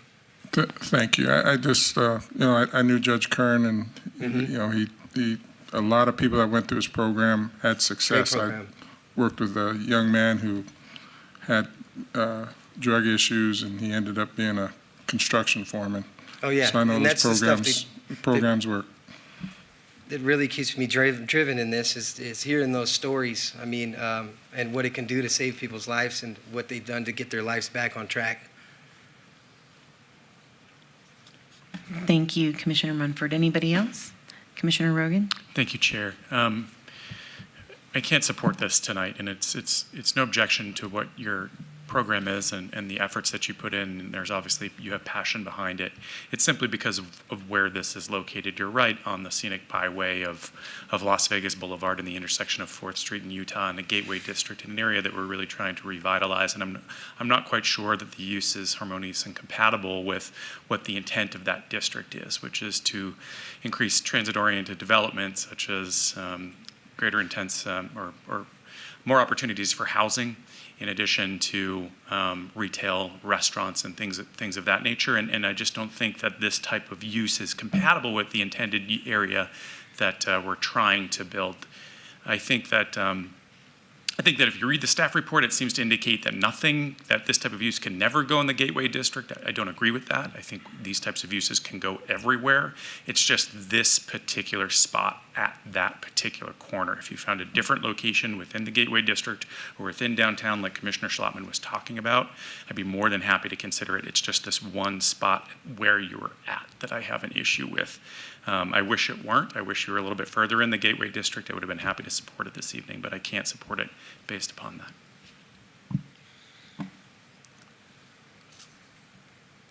Anybody else? Okay. Commissioner Schlottman. Yes, Madam Chair, ready to make a motion on item number 24, bans 25-0291 SUP1 for proposed single-room occupancy residential use, as I indicated earlier, as it previously existed. I would be making a motion for approval of that particular item. Okay. What's that? That's 24A.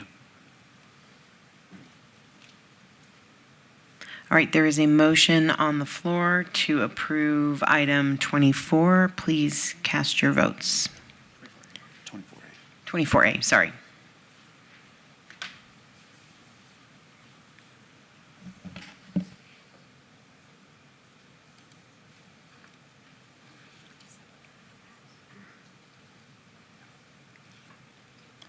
Okay, please post, and the motion on 24A carries.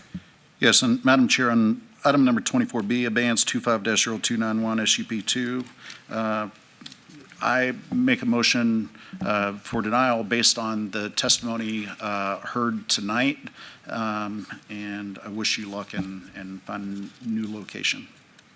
There is a motion on the floor. A yes vote is for denial of item 24B. Please cast your votes, please post, and that motion carries. And Madam Chair, those items are final action tonight unless appealed to the city clerk in 10 days. Thank you very much. Okay. Thank you. Thank you. Item 25. 25-0306 applicant VMAB LLC, owner Sticky 6 LLC, for possible action on the following land use entitlement project requests at 1500 South Main Street, Ward 3, Diaz. Staff recommends denial on the land use entitlement project. 25A 25-0306 ROC1 to delete condition of approval number 6 of previously approved special use permit 24-0465 SUP1, which states trash enclosures shall be provided in conformance with the provisions of Title 19.08.040.E. 25B 25-0306 ROC2 to delete condition of approval number 8 of previously approved site development plan review 24-0465 SDR1, which states trash enclosures shall be provided in conformance with the provisions of Title 19.08.040.E. And 25C abeyance renotification 25-0306 WVR1 to allow a refuse collection area that does not conform to Title 19.08 screening requirements for collection areas and dumpsters. May we have the staff report, please? Madam Chair, I'm going to abstain on this matter as I have, as I'm under contract on this particular project. Okay, thank you, Commissioner Schlottman. May we have the staff report? Madam Chair, Josh Nolan for the record. The proposed refuse collection area does not conform to Title 1908 screening requirements, lacks a roof, trellis, and decorative block wall. The proposed trash enclosure is inconsistent with the Title 19 commercial development standards, and therefore staff recommends denial of all 3 entitlements, subject to conditions if approved. Please note that no letters of protest or support have been received since publication. Thank you. Thank you very much. Good evening, sir. If you could please state and spell your name, give us your address, and tell us about this project. Good evening, Madam Chair and distinguished commissioners and staff. Thank you so much for hearing me. My name is Paul Nikelski. It's Niekelski. Live at 219 Tower Street, just right downtown. This evening, what we're proposing is to use the common shared trash enclosure that's just south on the alleyway. We have a unique parcel that would, if we had that trash enclosure, it would go right into the right of way. So that's why we are requesting striking that from number 6 and number 8 on these conditions. Any questions or comments? Okay, thank you very much. This item has been noticed for public hearing. If there are any members of the public wishing to be heard, please come down. Okay, seeing none, I will close public comment, and I will turn it back to the commission. Commissioner Rogan. Yeah, I've taken a look at the application, and we've had a number of these downtown where the dumpster hasn't been fully screened in accordance with code, and it seems to work, and I don't really have a problem with this one. It's behind that existing metal screen fence, and it will be hidden. So I'm ready to make a motion, Chair, unless there's other comments. Okay, I see no other comments, so please make your motion, Commissioner Rogan. With regard to agenda item 25, project 25-0306, I make a motion for approval of that project and all subparts A through C, subject to staff's conditions. Thank you. There is a motion on the floor. Please cast your vote. And you agree to all of staff's conditions? Yes, ma'am. Thank you. Please post. And that motion carries. Thank you, Madam Chair and Commissioners. Have a great evening. Thank you, staff. Thank you. Madam Chair, if I may, that item is final action unless appealed to the city clerk within 10 days. Thank you. Okay, thank you very much. Item 26, abeyance 25-0315 VAR1, applicant owner Enidarmisidionis Herita Martinez for possible action on a land use entitlement project request to allow an existing home addition with a patio cover and an existing residential accessory structure shed that do not conform to Title 19.06 development standards for setbacks and aesthetic compatibility at 10 Diamonds Circle, Ward 1, Knutson. Staff recommends denial. Can we have the staff report, please? Yes, Madam Chair, no evidence of a unique or extraordinary circumstance has been presented in that the applicant has created a self-imposed hardship by constructing multiple structures without permits. Therefore, staff recommends denial of the requested variance subject to conditions if approved. Thank you. Thank you very much. Good evening, sir. If we could please get your name and the spelling for your name and your address and tell us a little bit about the project, though we did hear a little bit about it last month too. So anything new in particular you want to highlight would be great. Good evening, Madam Chair, Commissioners. My name is Jaime de la Vega. My address is 6944 Erin Circle, Las Vegas, Nevada, 89145. And this is a picture of the casita on the backyard. So if we look at the site plan, this is the casita, which is very close to the east property. And right here, the patio cover is also is 3.5 feet pretty much. And the owners, they agree that they're going to stucco the casita if they get the approval and to match 100% with the existing residence. The existing residence is just regular stucco, and they're planning to stucco after the approval. And I'd like to present this letter in support from the east side neighbor. This neighbor right here, they give us a letter that he's in agree. She says she don't have any problems supporting these two projects.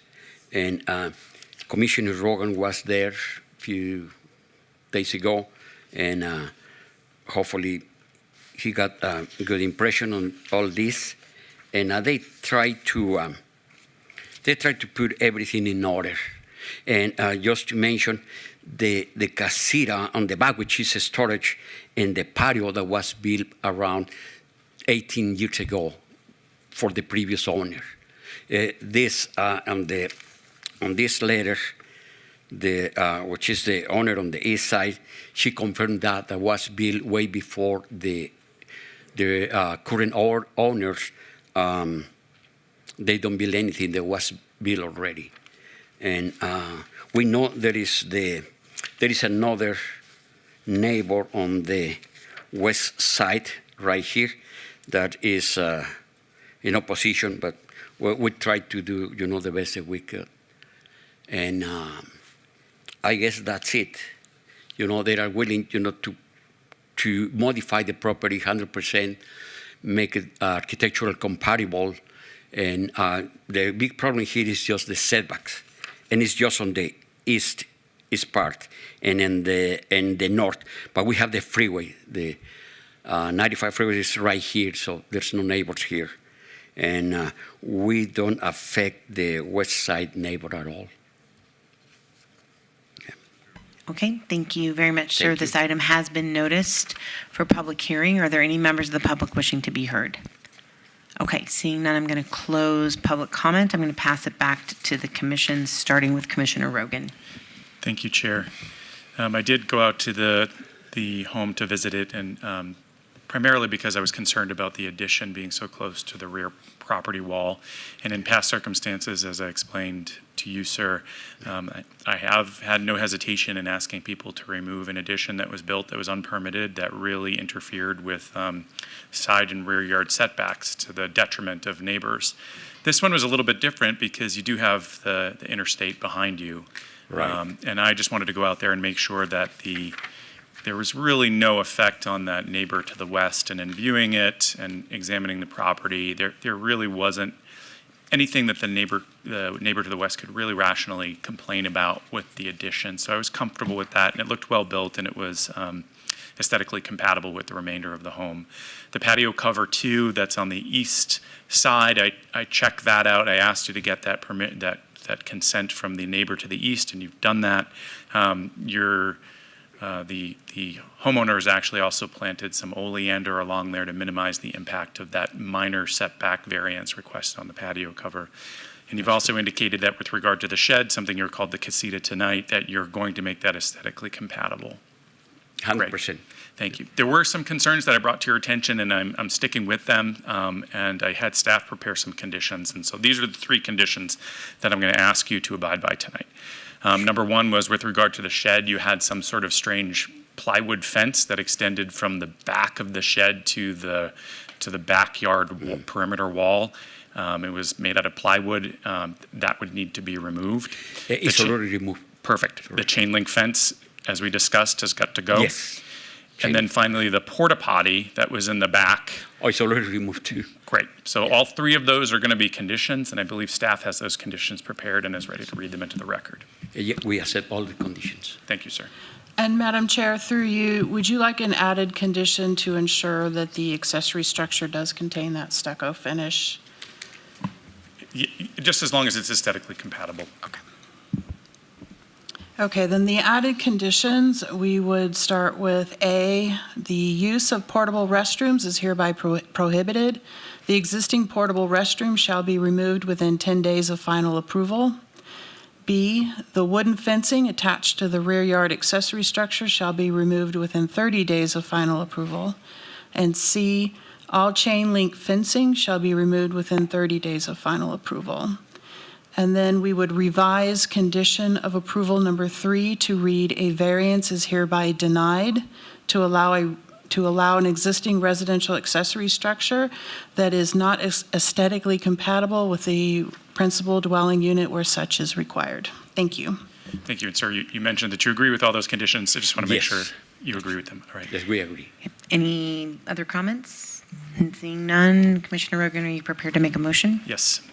With regard to Agenda Item 26, Project 25-0315 VAR1, I make a motion for approval subject to the added and amended conditions, as well as the conditions in the project that were already on the agenda item. I make a motion for approval. Thank you. There's a motion on the floor. Please cast your vote. Please post. And that motion does carry.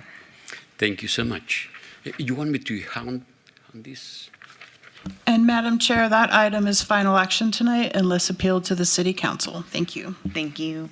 Item 28, 25-0294, applicant Dave Duque Jimenez, owner, the 2147 North Decatur series of LNR Future LLC, for possible action on the following land use entitlement project requests at 2147 North Decatur Boulevard, Suite 110, Ward 5, Summers Armstrong. Staff recommends denial on the land use entitlement project 28A 25-0294 VAR1 to allow 14 parking spaces where 48 spaces are required.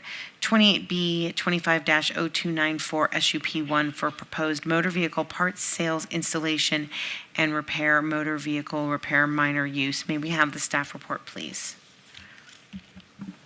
Madam Chair, no evidence of a unique or extraordinary circumstance has been presented in that the applicant has created a self-imposed hardship by proposing to operate a motor vehicle repair minor use with insufficient parking.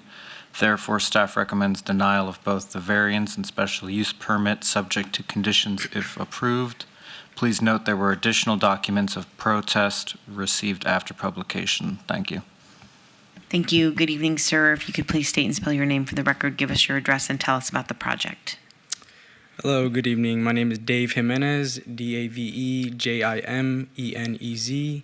I live on 4429 Mossy Rock Court, and I'm requesting approval for a special use permit on a 855 minor automotive repair shop at, like you said, 2147 North Decatur Boulevard, Unit 110.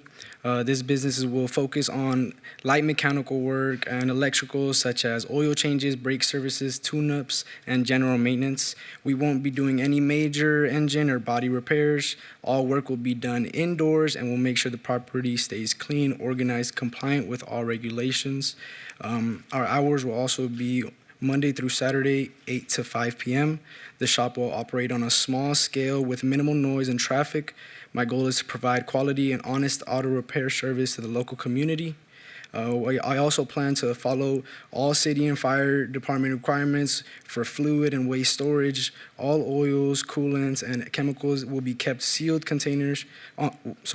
Will be kept in sealed containers on spill trays inside the shop. We'll make sure any required safety or warning signage is posted once we know what's needed. When it comes to the parking, any vehicle that we'll be working on, the max already in that unit is pretty small, so it would only be like 3 cars that fit in there. Any car that we're working on will be stored inside. No cars will be stored outside, out of the garage. Let's see. I have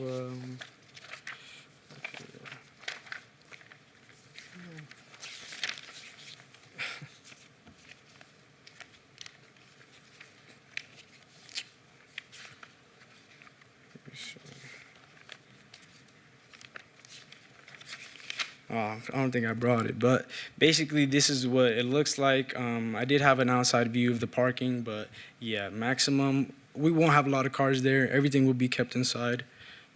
But yeah, that's about it. Okay, thank you very much. This item has been noticed for public comment. Are there members of the public wishing to be heard on this item? Okay, seeing none, I will close public hearing. I will pass it back to the commission, starting with Commissioner Munford. Thank you, Madam Chair, through you. I'm looking at aerial view right now of the site on the county page, and it looks like there's a lot of vehicles.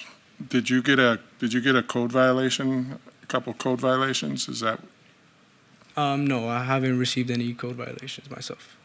Okay, because I got some information that there was some code violations. The dirt lot across the street, are you parking cars over there? No. So like you see also, there is 3 other separate businesses next to me. Right here is actually another mechanic shop, but nah, us personally, we don't have any cars stored over there. Because you own the entire site? No. I would only be renting this bay right here, which would be Unit 110. Okay. From what I understood that the use is for the entire site. Is planning department, is that correct for what they're trying to do? Madam Chair, through you, he will be occupying 1 suite, but because we have additional businesses in that commercial center, the entire site now needs a parking variance. And unfortunately, with him coming in and proposing to come into this suite, the site had previously been granted a parking variance, and now he's proposing a more intense use that is going to require more than what the previous variance was approved for. So it's essentially intensifying that previously approved variance, so we would need a new parking variance to accommodate all the new uses, or to accommodate this use with the existing uses within that commercial center.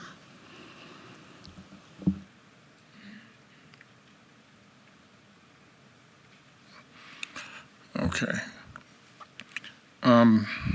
Yeah,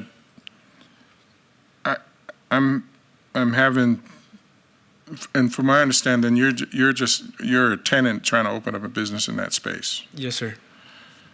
Okay. So,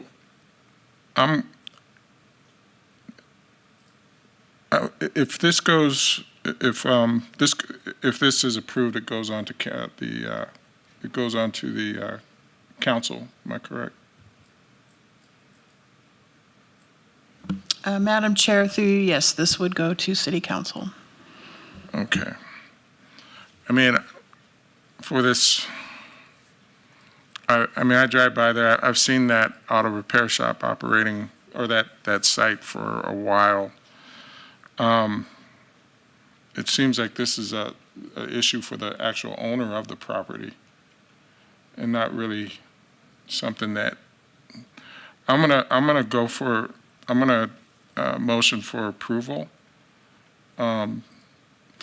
for his business. You know, I'm kind of conflicted because it seems like we have the wrong person here in terms of the use of this property. It should be the owner, the way I see it, but he's just a tenant. Okay. Let's see. Anybody else on the commission have anything? Staff have any clarification you want to provide for Commissioner Munford as we get a motion made? Madam Chair, he can make a motion to approve if that is his wishes on this one. Yeah, unfortunately, the original construction of this building, it was meant for, more retail, general personal service. It wasn't meant for intense type auto repair, so we have a significant shortage of parking. And unfortunately, with him coming in last, it kind of fell onto him to obtain a new parking variance to accommodate his business. Thank you. So you're if I understood it right, you're doing oil changes? Yeah, basically we're going to be really sticking to minor mechanic work. We're going to try to focus on more electrical work too. So when it comes to any little wiring issues, You're not pulling engines and big motor, doing camshafts and. No, sir. No, this will not be a performance doing shop. overhauls. This is just a little tune-up spot, someplace that would just be quick brake changes. I would like to add too that next to me is the only other person that has a lot of other parking or cars would be the mechanic next to me, which right here. Next to us is a window tint shop and a smog. The smog doesn't really take up a lot of cars and parking. Again, with the window tint too, that is all done inside.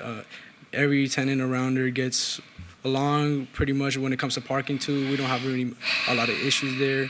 It's just all communication, to be honest. The last person too is a tire guy. So again, that's not really something that a lot of cars are gonna be in there and staying there. They're just quick in and out. Okay, thank you. Not seeing anybody else on the commission. Are you prepared to make a motion, Commissioner Munford? Let me think about this for a minute.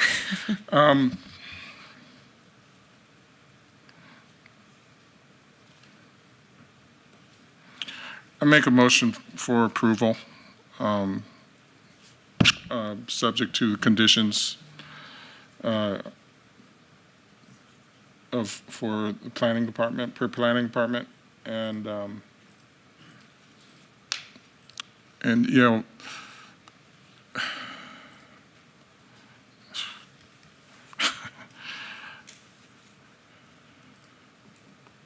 yeah, subject to conditions per planning department, make a motion for approval.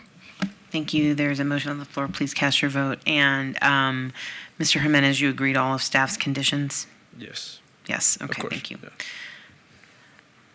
Just to clarify, this is for parts 28A and 28B, correct?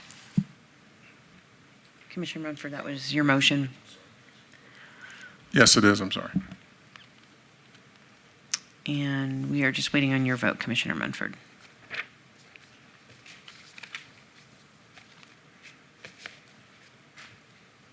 Okay, please post, and that motion carries. And Madam Chair, that item will move on to City Council on November 19th, 2025. Thank you. Thank you. Item 29, Thank you so much. Item 29, 25-0304, VAR1 variance. Public hearing, applicant Yan Chao Fan, owner Yangguing Yuan and Shundan Zhao, for possible action on a land use entitlement project request for a proposed residential accessory structure gym that does not conform to Title 19.06 development standards for setbacks on .48 acres at 1540 South Tenaya Way, APN 163-03-601-005, RE Residence Estates Zone, Ward 1, Knutson. Staff recommends denial. May we have the staff report, please? Madam Chair, no evidence of a unique or extraordinary circumstance has been presented. The applicant has created a self-imposed hardship by constructing a residential accessory structure that fails to comply with Title 19 setback requirements. Therefore, staff recommends denial of the requested variance, subject to conditions if approved. Please note there were additional documents of protest received after publication. Thank you. Thank you. Good evening. If you could please state and spell your names for the record, give us your address, and tell us about your project.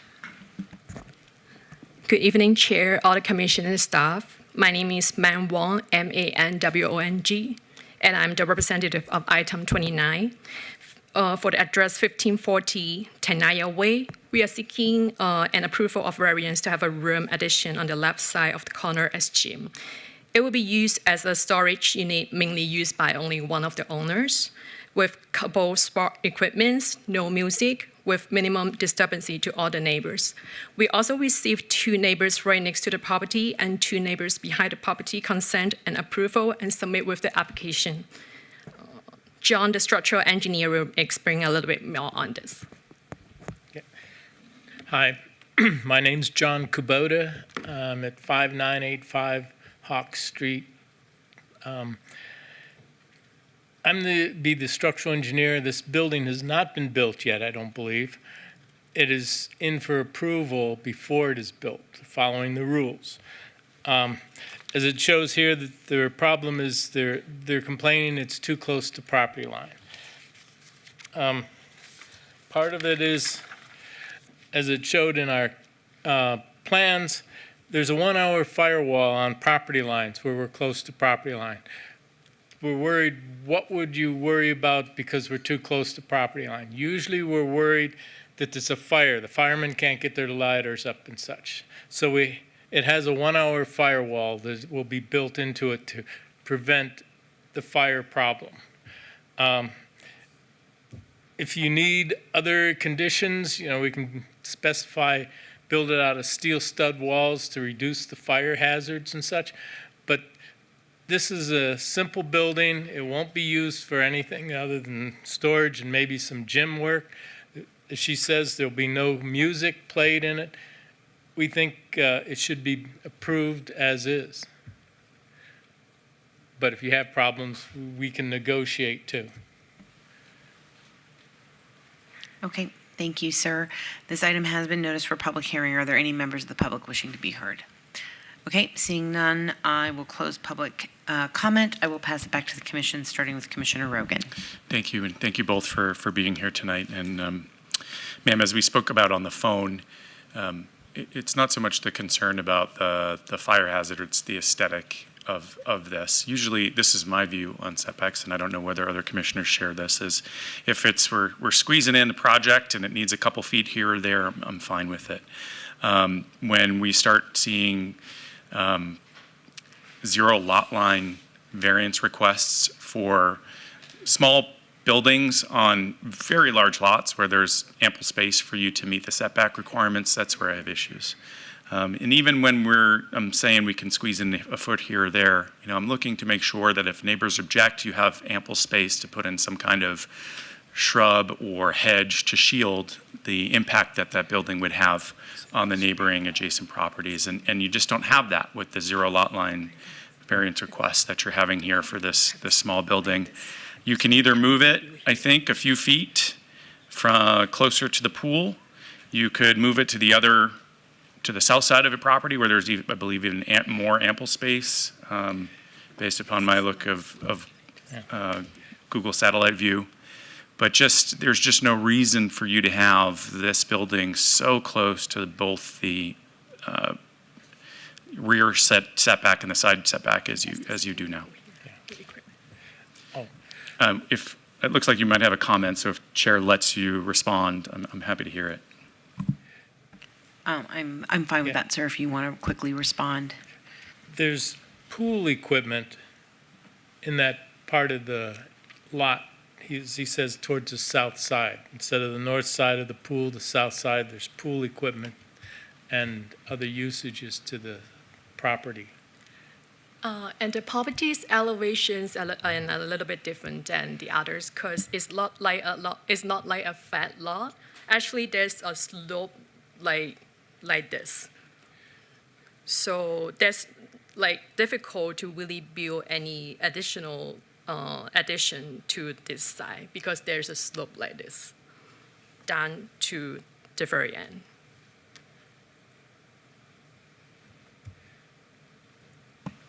Chair. Yes.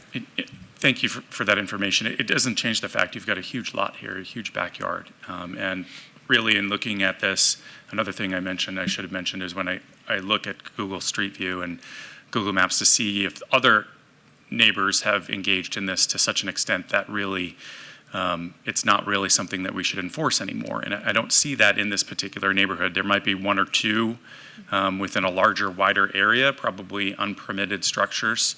But it's not as an extensive violation that we're seeing that I'm saying, hey, it's unfair to impose this restriction on you because others have already violated it.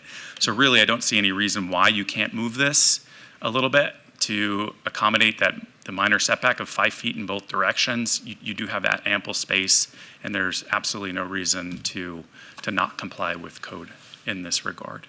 So unless there's any other comments, I'm ready to make a motion.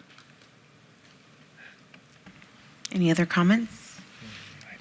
Okay, seeing none, Commissioner Rogan, go ahead and make your motion. With regard to Agenda Item 29, Project 25-0304 VAR1, I make a motion to deny.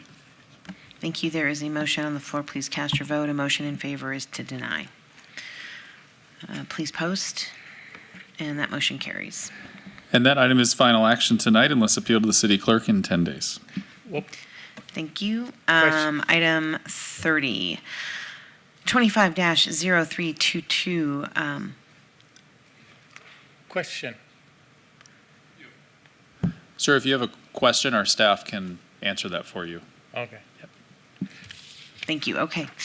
Item 30, 25-0322, public hearing, applicant owner Ramon Hamadani for possible action on the following land use entitlement project requests on .19 acres at 512 North First Street, APN 139-27-810-031, Ward 5, Summers Armstrong. Staff recommends approval on 25-0322ZON1. Staff recommends approval on 25-0322 WVR1 and WVR2. 30A, 25-0322ZON1 from C2 General Commercial to R1 Single Family Residential. 30B, 25-0322 WVR1 to allow a 3-foot side yard setback where 5 feet is required for an existing single-family dwelling area 2. May we have the staff report, please? Yes, Madam Chair, before I read the staff report, I just wanted to reiterate that staff is requesting to strike 25-0322-WVR2 for the parking waiver. So to go into the staff report, I just kind of wanted to note that there is a revised site plan and justification letter which eliminated a parking waiver.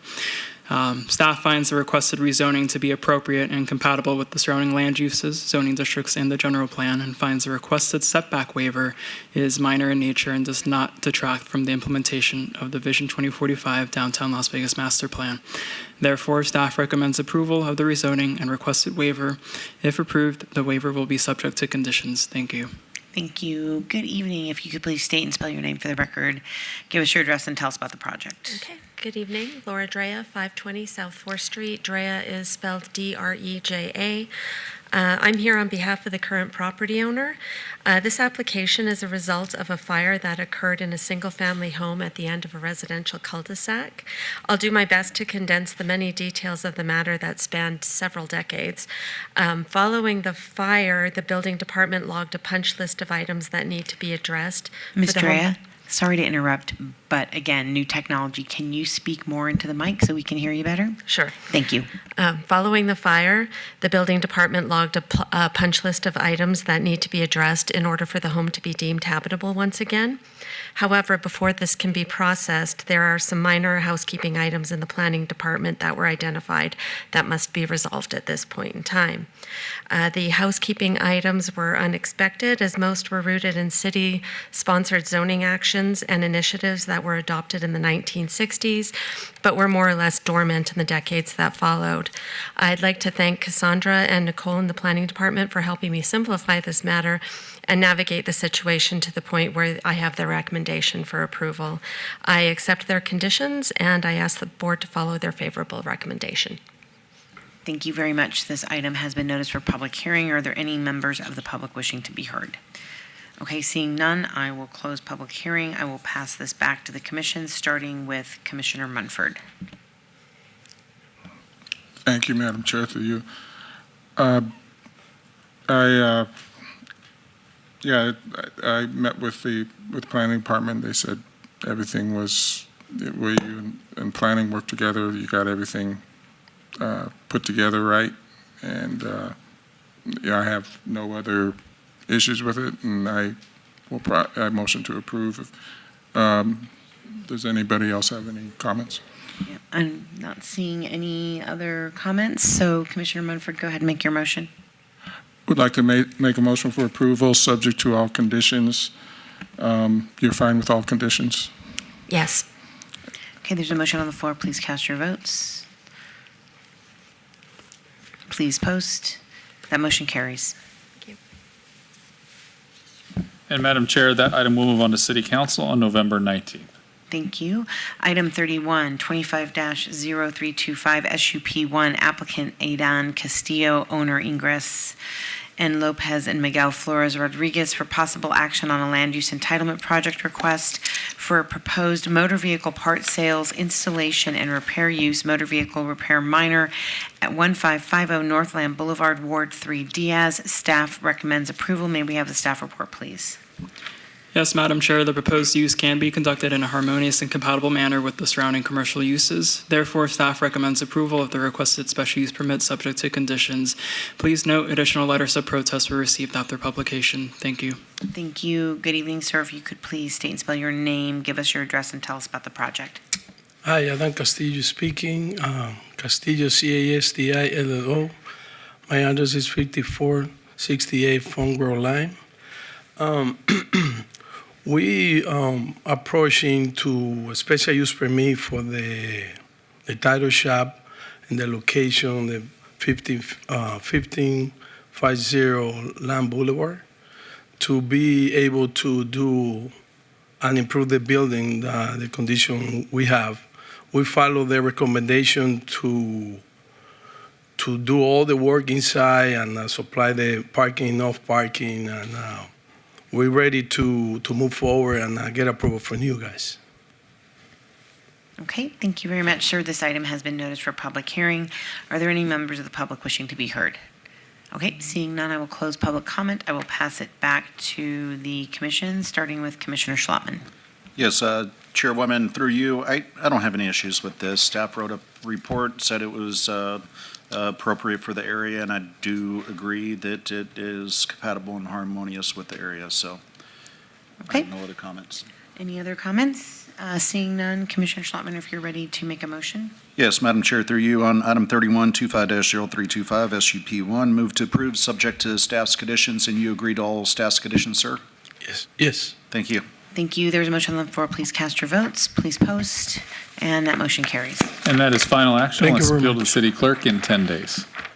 Thank you very much. Item 32, 25-0326, applicant owner Holy Cross Missionary Baptist Church, Inc., for possible action on the following land use entitlement project requests at 1328 Westlake Union Boulevard, Ward 5, Summers Armstrong. Staff recommends approval on the land use entitlement project 32A 25-0326ZON1 from R2 medium-low density residential to C1 limited commercial, 32B 25-0326 SDR1 for a proposed one-story 3,500 square foot church house of worship development with a waiver of perimeter landscape buffer requirements. May we have the staff report, please? Yes, Madam Chair, the proposed church house of worship is compatible with surrounding commercial development. The requested waiver and exception for reduced landscaping will not negatively impact adjacent properties. Therefore, staff recommends approval of both the rezoning and site development plan review. If approved, the site development plan review will be subject to conditions. Please note, there is an additional letter of protest submitted after publication. Thank you. Thank you very much. Good evening. If you could please state and spell your names for the record, give us your address, and tell us about the project. Good evening, Landon Christopherson. Last name is Christopherson, 2885 East Quail Avenue, 89120. Here representing the owners and applicant. We had previously brought this before you back at the first of the year. There were some concerns because it was using an existing building. That building has since been demolished, and a new design for the church has been in place. It's a 3,500 square foot church with a 1,575 square foot sanctuary that meets all the parking requirements. We did have more landscaping in the parking lot, but as there was a concern from staff that the trash enclosure would be too close to the residents if we kept it to the north, so we moved it to the south, and that eliminated a parking island. Again, the floor plan shows 2 classrooms, the pastor's office, a kitchen area, and restrooms. It's a very traditional design for the church. And then a rendering of what it would look like once completed. We concur with staff's conditions, and we're here to answer any questions you may have. Thank you very much. This item has been noticed for public hearing. Are there any members of the public wishing to be heard? Okay, seeing none, I will close public comment. I will pass it back to the commission, starting with Commissioner Munford. Madam Chair, through you, I have no problem with this. I remember this came before the commission before, and it was a denial, but I see you made some changes, and you got with, I understand you got with the councilwoman in her office, and everything, I'm glad is working out. Thank you. Is there any other questions from? Any other comments? Okay, then Commissioner Munford, if you'd like to make a motion. Yeah, I would like to make a motion for approval for item number 25-0326, 32A, 32B. I'd like to make a motion for approval per all conditions. You're fine with the conditions? Yes. Thank you. Okay, thank you. There is a motion on the floor. Please cast your votes. We will have to do an oral vote, so can everyone signify by stating aye if they are for approval? Aye. Aye. Anyone opposed, please say nay. That motion carries. Thank you. Thank you. And that item will move on to City Council on November 19th.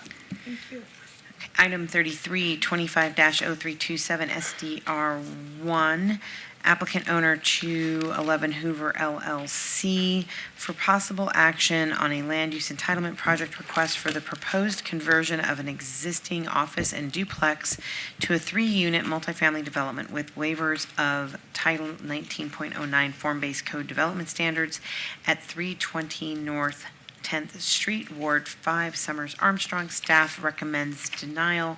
May we have the staff report, please? Yes, Madam Chair. The proposed office to residential conversion does not meet several standards of the T5 neighborhood zoning district and requires waivers related to building type, setbacks, and parking. Therefore, staff recommends denial of the site development plan review subject to conditions if approved. Please note in your supplemental packet that you have a revised staff report where the previously requested exception to not provide street trees has been eliminated. 2 24-inch box Texas mountain laurel trees have been proposed, satisfying the landscape requirement along 10th Street. Also, please note that no letters of protest or support have been received since publication. Thank you. Thank you. Good evening, sir. If you can please state and spell your name for the record, give us your address, and tell us about the project. Thank you. Tommy Huggins, Huggins, 1017 South First Street, Suite 185. What you see in front of you is an existing property downtown. There are 4 structures currently built on that property. Our application really revolves around this center building. It was originally constructed as a single-family residence, and then in the 1960s converted to office. The applicant seeks to restore the structure's original residential use. Because the property was developed prior to the current zoning standards, the application includes several waivers of development standards as it doesn't conform to the new T5N. In working with the councilwoman's office, we have complied with removing an existing parking shade structure that was on the front end of the property. We're also removing a large section of existing concrete flatwork and replacing that with landscaping. We think it's a pretty straightforward package, but we're here to answer any questions if you have any. Okay, thank you very much. This item has been noticed for public hearing. Are there any members of the public wishing to be heard? Okay, seeing none, I will pass this back, I will close public hearing, and I will pass this back to the commission, starting again with Commissioner Munford. Madam Chair, through you, for that landscaping on the front, does that include any trees or? Yeah, 2 24-inch box trees, and then 8 shrubs. Okay. Any more trees being added on the property or? Not at this time. Okay. Yeah, I spoke with the councilwoman's assistant earlier, and it sounds like you guys been working things out. I would like to make a motion for approval, but if there's any questions from the board. Anyone else on the commission? Okay.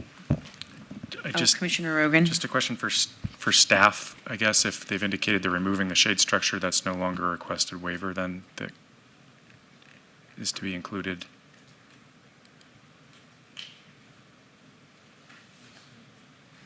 Yeah.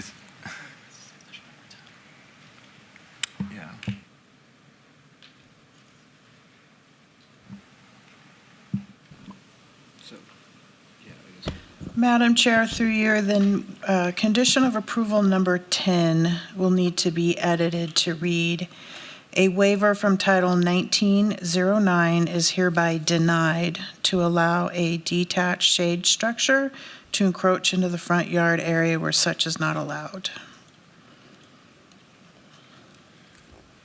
Thank you.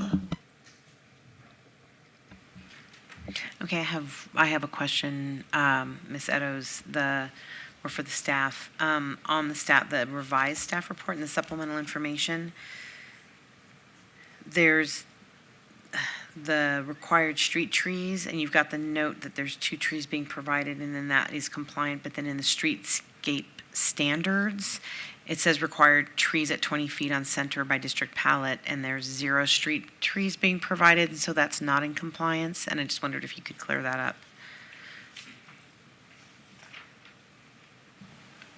So the trees provided in that strip of, it is in right-of-way, so those would count towards the street tree requirement. And then it's 20-foot off-center when you discount the driveway from the property. That's how you get to just the 2 trees. Okay, thank you. Any other comments? Okay, Commissioner Munford, were you prepared to make a motion? Yes, Madam Chair, through you, I could make a motion for approval for item number 3325-0327 SDR1 per staff's conditions. You're fine with the conditions? Yes. Okay, there is a motion on the floor. Please, are we able to cast? Okay, please cast your votes. And just for clarification, it's subject to amended conditions. Okay. Yeah, motion to approve, subject to amended conditions, and you agree with all the conditions, including the amended conditions? Yes. Okay. It is, Madam Clerk, it is not coming up. I have some showing for a few commissioners, but for Commissioner Schlotman, is that a yay or a nay? Yay. Commissioner Mumford? Yay. and then Commissioner Taylor, or Chair Taylor. Yay. Please post. It passes unanimously. Thank you.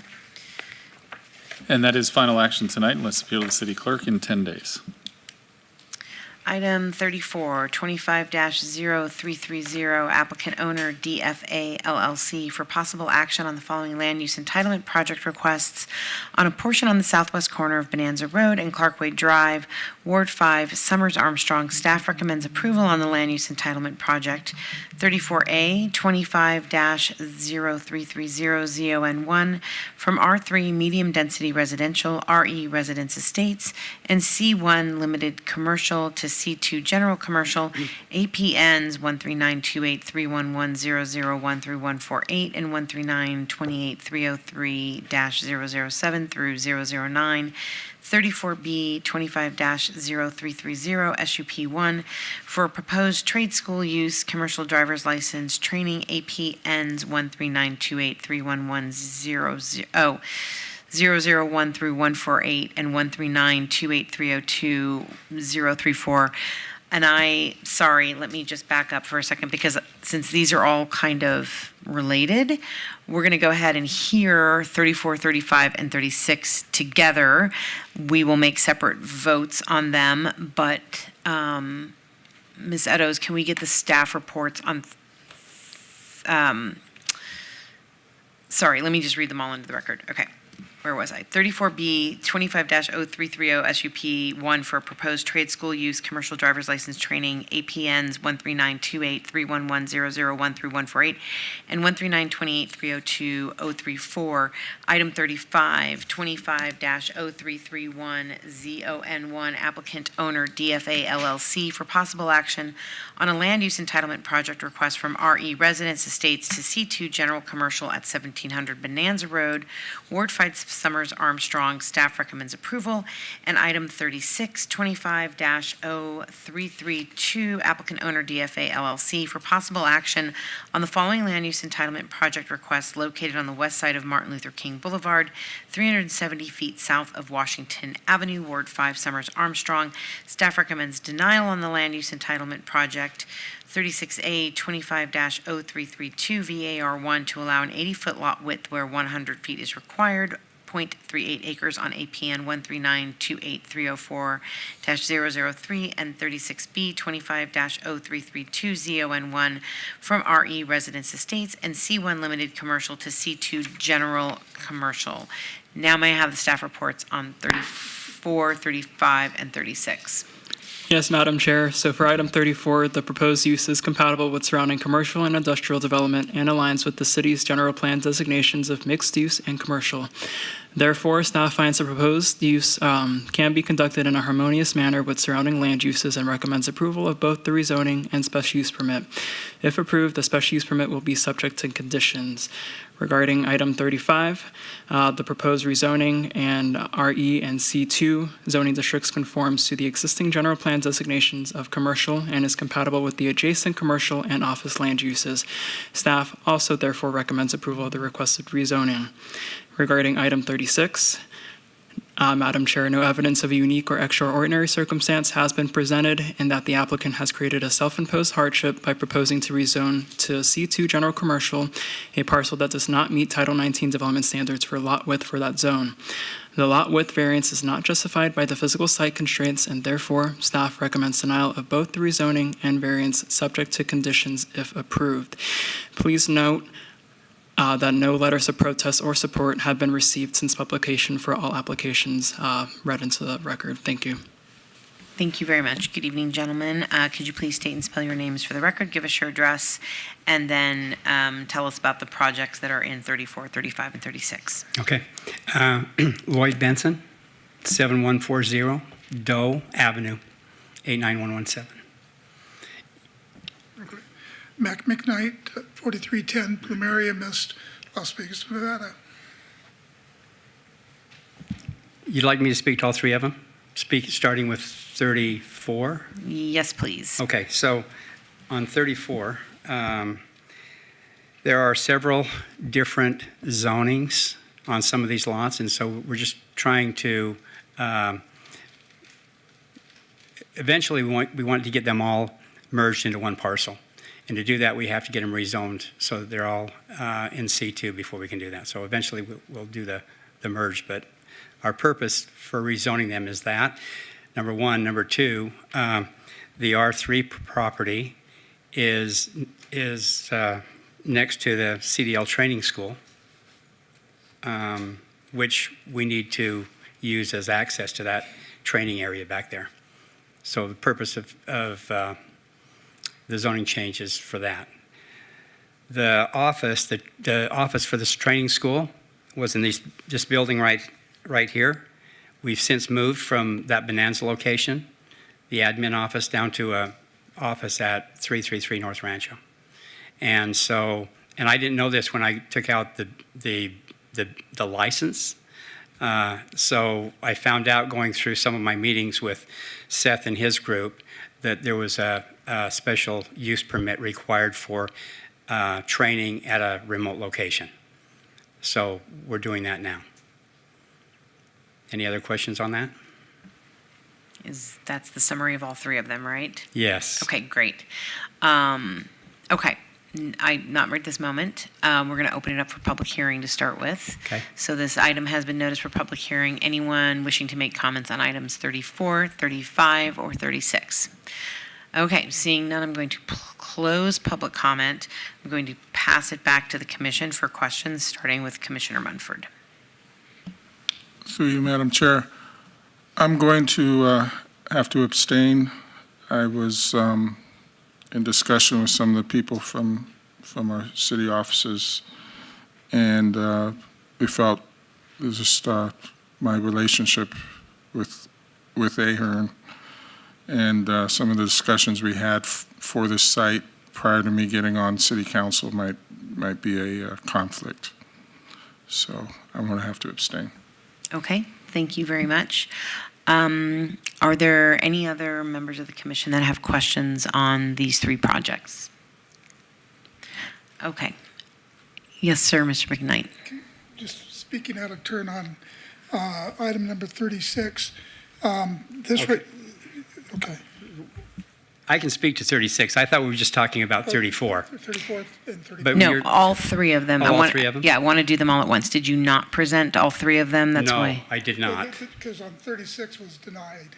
That's okay. Recommended denial. I got the blessing from city attorney to do all three of these at once. I was Okay. trying to expedite. So if you want to add some more information on 35 and 36. I would like to add, yes, if you don't mind. Please do. Okay, on 36, the one lot was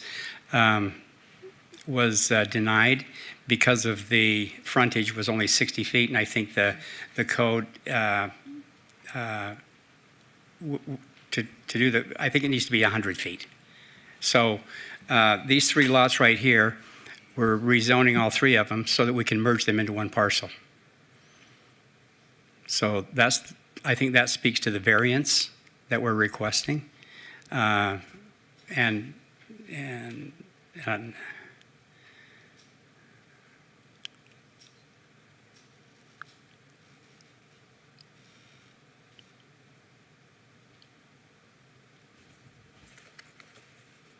All right. All right, since we just did have a little bit of confusion, I will just quickly see if anybody in the audience was here to make public comment on items 35 or 36. Okay, seeing none, I will reclose public hearing. All right. Can you just quickly tell us, so the intent is that you're getting all of this sort of land aggregated, and then you're going to have sort of one large parcel with one large use? Yes, ma'am. Okay, great. Anybody else on the commission have any questions? Commissioner DeSalvio? I can entertain a motion if you don't mind. Sure. Seeing he has to abstain. I'm very familiar with this area too as well.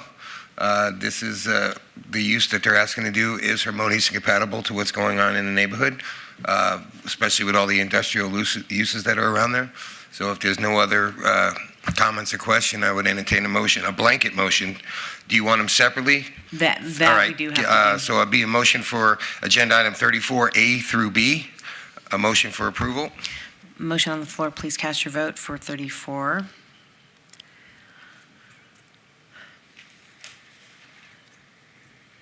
I think you're going to have to do it verbally, Madam Clerk. I'm not getting anything. Commissioner Schlattman, Yay. Commissioner Mumford is an abstention, and Chair Taylor. Aye. Okay, and that passes. Okay, Commissioner, Sorry, Madam Chair, sorry. Let me just give this, since they're separate items, that will move on to City Council on November 19th. Okay, thank you. Okay. If we could make a motion, Mr. Commissioner DeSalvio, on 35. I'll make a motion for 35, and you agree to all staff conditions? Yes, sir. On all three Yes. agenda items? Okay. Okay. Again, I'm not getting anything on my computer for the motions. There it goes. I don't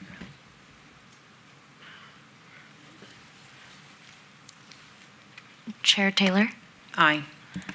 and Commissioner Mumford is abstention. Okay, and that passes. And that will also move on to City Council on November 19th. Okay, and Commissioner DeSalvio, if you'd like to make a motion on 36. Madam Chair, yes. Agenda item 36, A through B, blanket motion for approval. Thank you. There's a motion on the floor. Please cast your votes. And please post.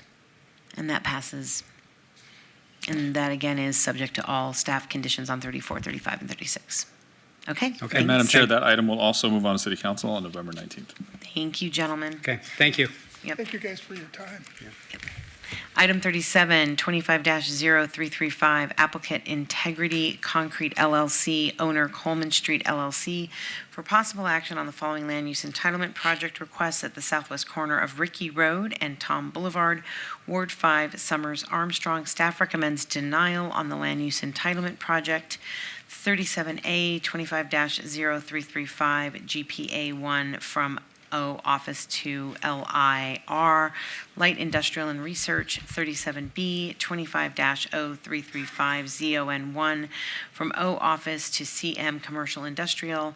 37C, 25-0335, SDR 1 for a proposed one-story, 15,000 square foot contractors plant, shop and storage yard development with waivers of building orientation and perimeter landscape buffer requirements. May we have the staff report, please?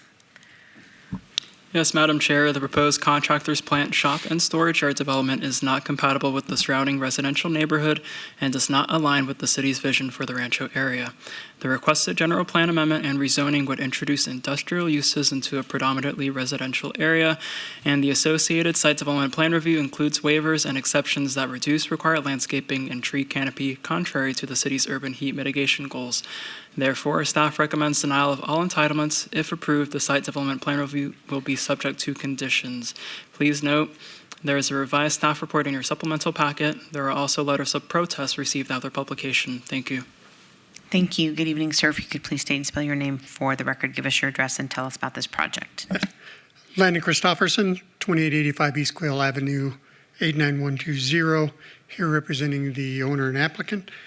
The original site, when we met with staff, as they said in the military, operator headspace, I did not provide the required amount of landscaping. It was an oversight on my part. We have revised the site. We only have one waiver request, and that is to orient the building to the corner. My justification for that was to keep that corner open, provide landscaping, and not narrow that corridor by orienting the building towards that corner. And doing so, what it does is moves the entrance for the parcel away from the residence as far as we could. Again, as stated, it's a 10,000 square foot building with a contractor's yard in the back. This contractor's yard is for storage of equipment.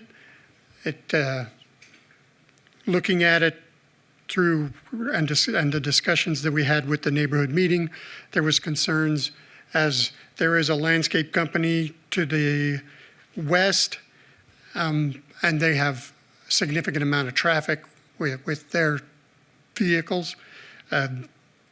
This use, the superintendents take their trucks home. They're not stored on site. So the typical day would be early in the morning, a dump truck would leave the site with the required equipment and wouldn't come back till the end of the day. Looking at this use, if it was developed as an office, the traffic would double using it as an office than using it as a contractor's yard. The average daily, the peak hours for this use at 10,000 square feet would be about 12 in the AM, 13 in the PM, whereas staff has recognized it as 22, and I think it was 24 in the staff report. Again, the landscaping was increased because I had mentioned that at the neighborhood meeting that we were only asking for the one waiver for the orientation of the building. So we meet all the requirements for landscaping. The building again is 15,000 square feet with the entrances to the building, the roll-up doors to the south, and then again a rendering of what we anticipate the building to look like at the end of construction. I'm here to answer any questions you have, and we concur with staff's conditions if approved. Okay, thank you very much. This item has been noticed for public hearing. Are there any members of the public wishing to be heard? Please come down to the podium. Give us your name and spell it for the record and your address, and we can... Thank you, Madam Chair. Commissioners, Lex Anderson, 3709 Waterhole Street. I'm the historian for our local neighborhood association. I've just got 7 quick points I'd like to make from our neighborhood meeting. First one, we've been looking forward to getting this location developed for a long time. But light industrial research qualifies as leapfrog zoning to the benefit of the applicant and the expense of immediate residents. Going from office to C1 to C2, and then LIR in itself qualifies as denial. The applicant is across the street from the established 20-year-old RE zone rural preservation overlay district. It's a residential neighborhood, and by ordinance, overlay districts qualify for special considerations. C1 would be acceptable, as would be C2, with agreeable conditions. Recall the Roadkill Grill and historic Mulls Meats business just 2 blocks down the street is C1. We have a recent precedent, January 15th, community application at 6,000 Duncan Road that was denied light industrial research for being incompatible with the adjacent RNP neighborhood. Town Boulevard is a 60-foot wide undeveloped connector street, but with that, it's only a 35-foot wide for the right-of-way. This is a horse and rider community with RMP identity, and the undeveloped road shoulders are designated as part of the community horse trail network. The applicant needs to request a complete streets, curb, gutter, and sidewalk waiver to be harmonious and compatible with the adjacent RNP standard. Neither the historic Hideaway Tavern next door to the south or PRL's landscape business next door on Ricky have curb, gutter, or sidewalks.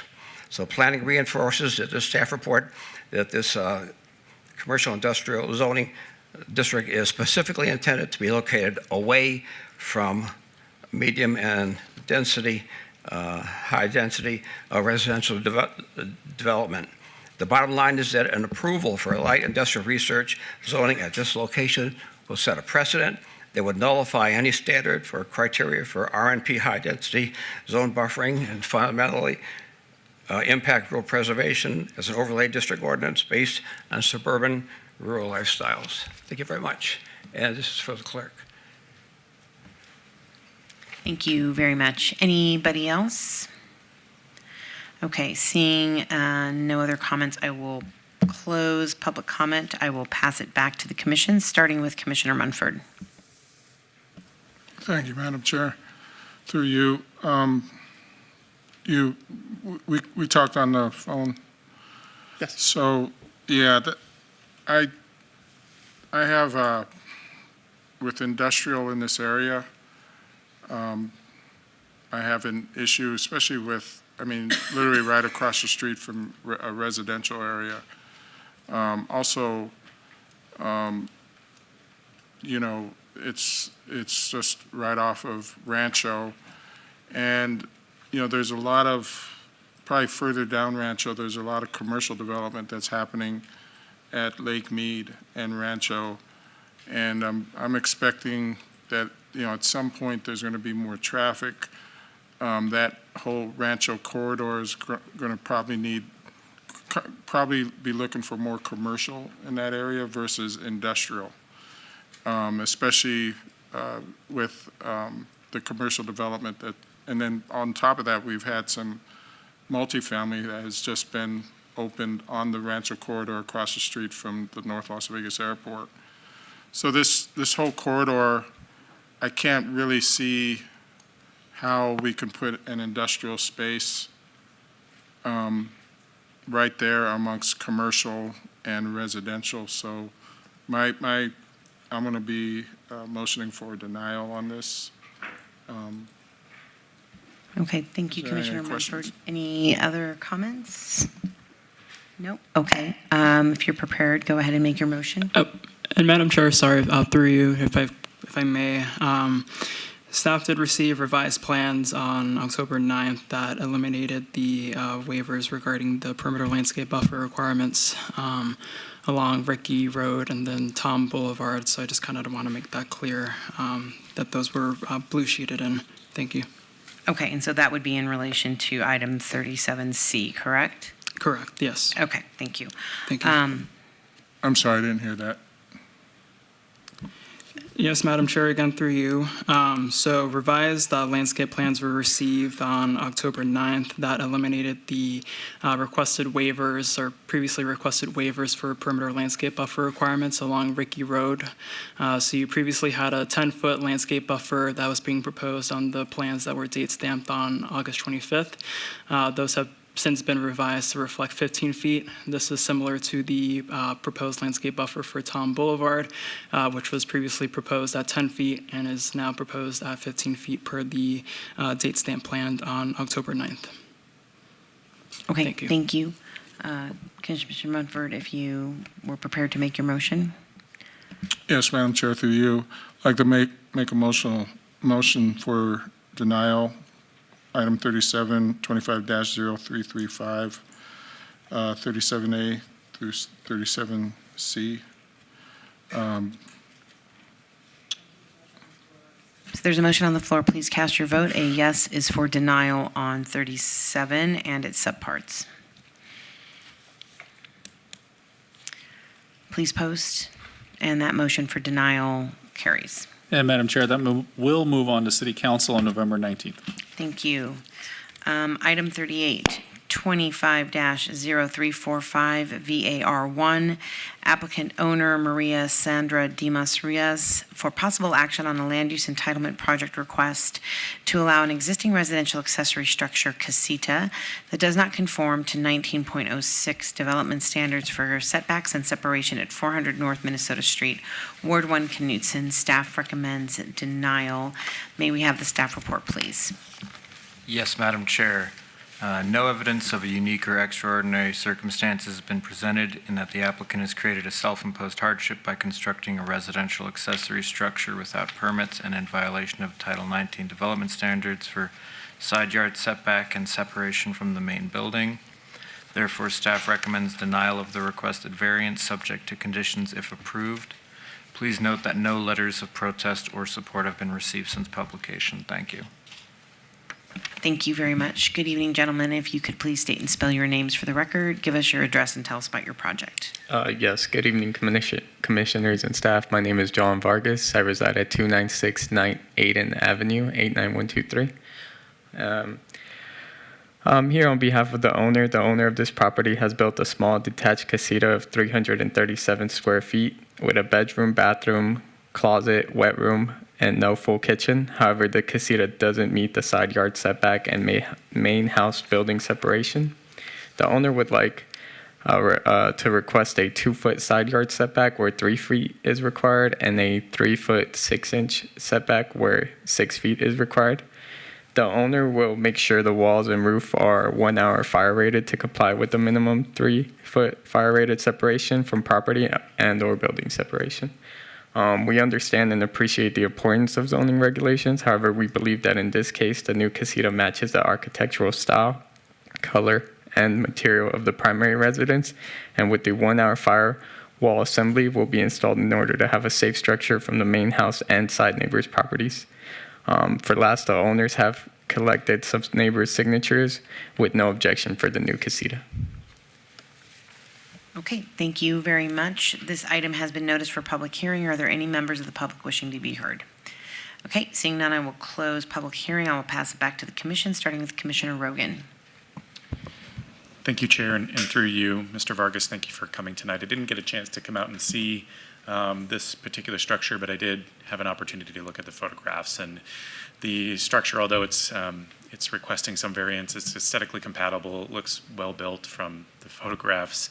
Obviously, as you've indicated, you'll need to comply with building code, which you said that you intend to do, obviously. I've looked at the aerial map in this area, and there's quite a number of either shade structures or accessory structures that are encroaching into the side yard and rear yard setbacks, all adjacent to your property. So I don't have a problem with the slight side yard setback from 3 feet to 2 feet. With regard to how close the building is, as you said, that's between you and the building department. I would note that the walls themselves are 6 feet. It's just, I think, the eaves that are causing the problem, as we've seen sometimes before when buildings are constructed without permits. So given all those factors, I'm ready to make a motion for approval subject to staff's conditions, and you agreed to those conditions, Mr. Vargas? Yes. All right, Chair? Okay, thank you. Any other comments or questions on this item? Seeing none, go ahead and make your motion, Mr. Commissioner Rogan. With regard to Agenda Item 38, Project 25-0345 VAR1, I make a motion for approval subject to staff's conditions. Thank you. There's a motion on the floor. Please cast your votes.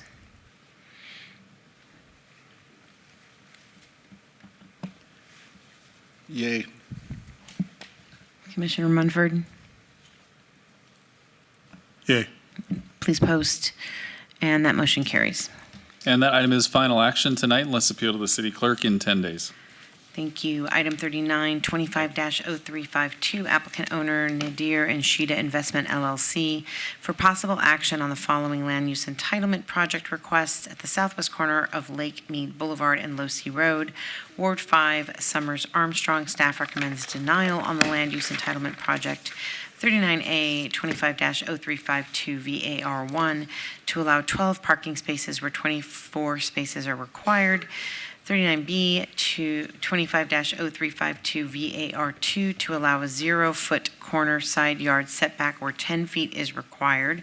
39C 25-0352 SDR1 for a proposed one-story 3,764 square foot minor auto repair development with waivers of perimeter landscape buffer requirements and to allow bay doors to face the right-of-way where such is not allowed. May we have the staff report, please?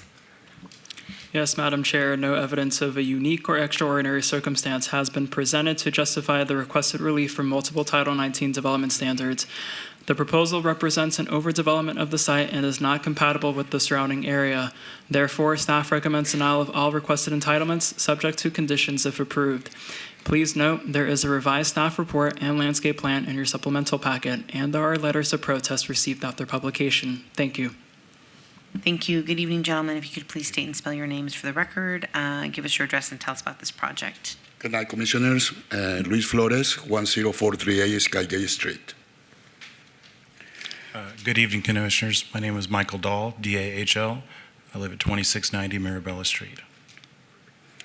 Okay. The proposed motor vehicle minor repair facility is 3,764 square feet with a walkway area and 6 roll-up doors.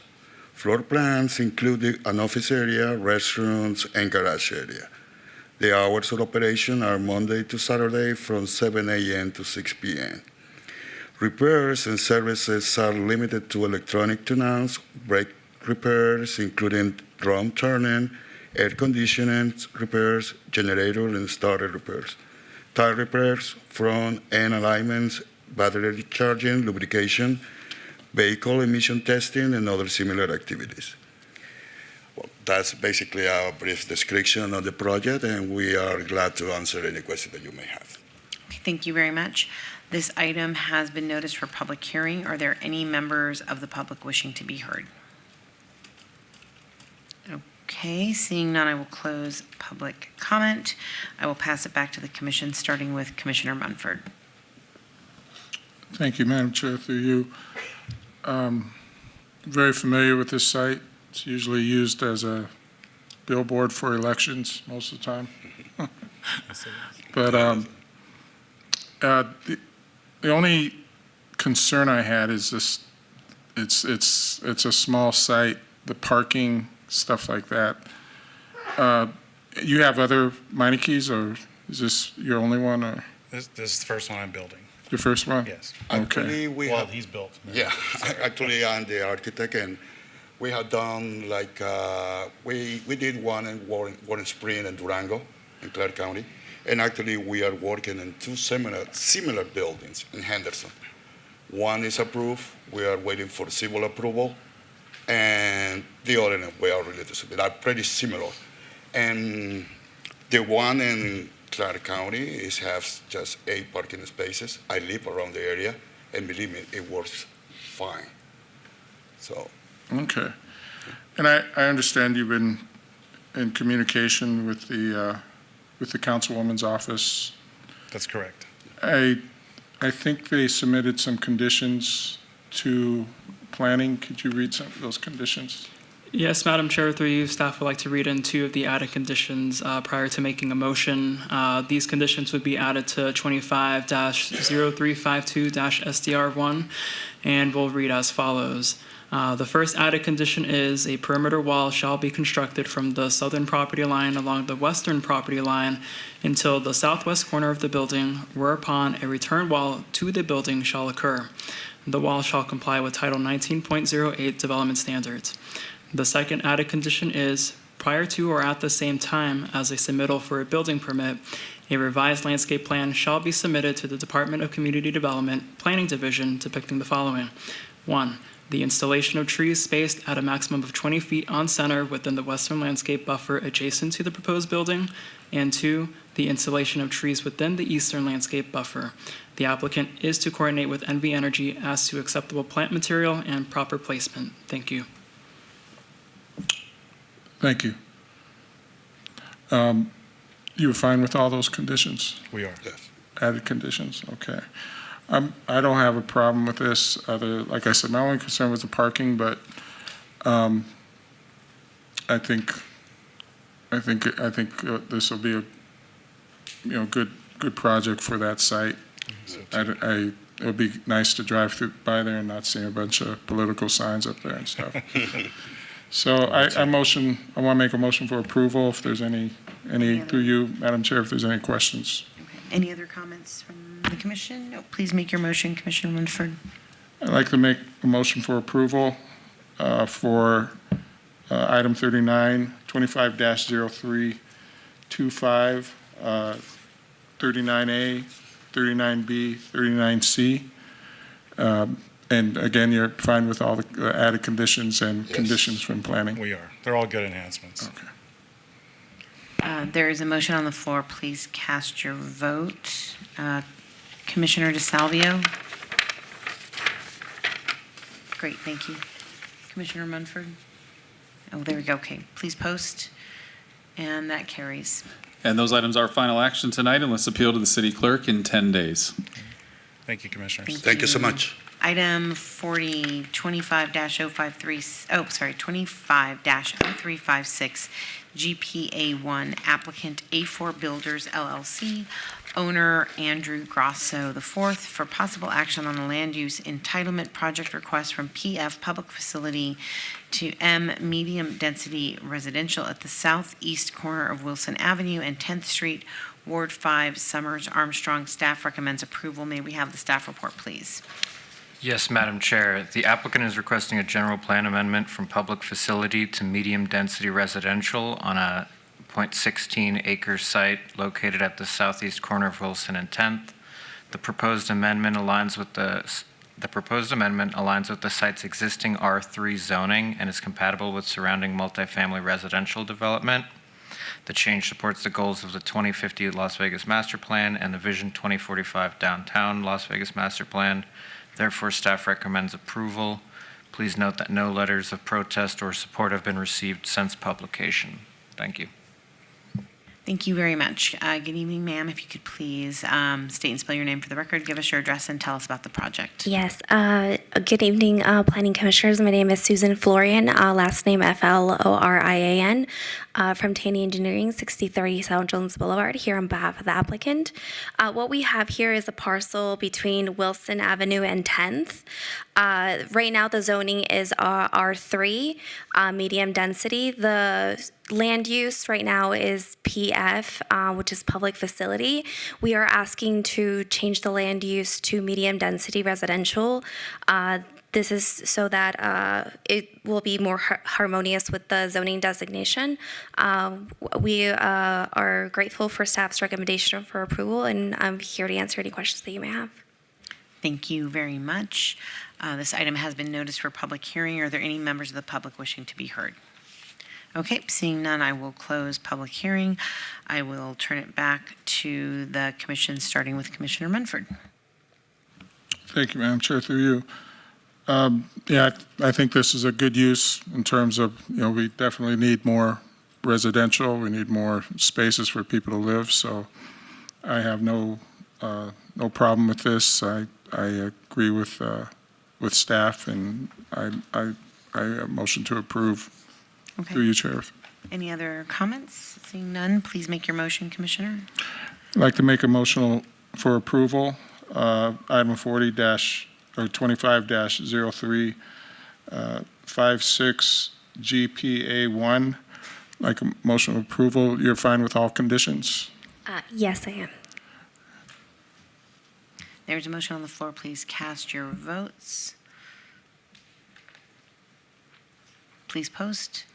And that motion does carry. Thank you so much. Have a good night. And that will move on to City Council on November 19th. Thank you. Item 43, 25-0367 VAR1, applicant owner Grant Braverman for possible action on a land use entitlement project. Request to allow a proposed home addition that does not conform to Title 19.06 development standards for setbacks at 2408 Wimbledon Drive, Ward 1, Knutson. Staff recommends denial. May we have the staff report, please?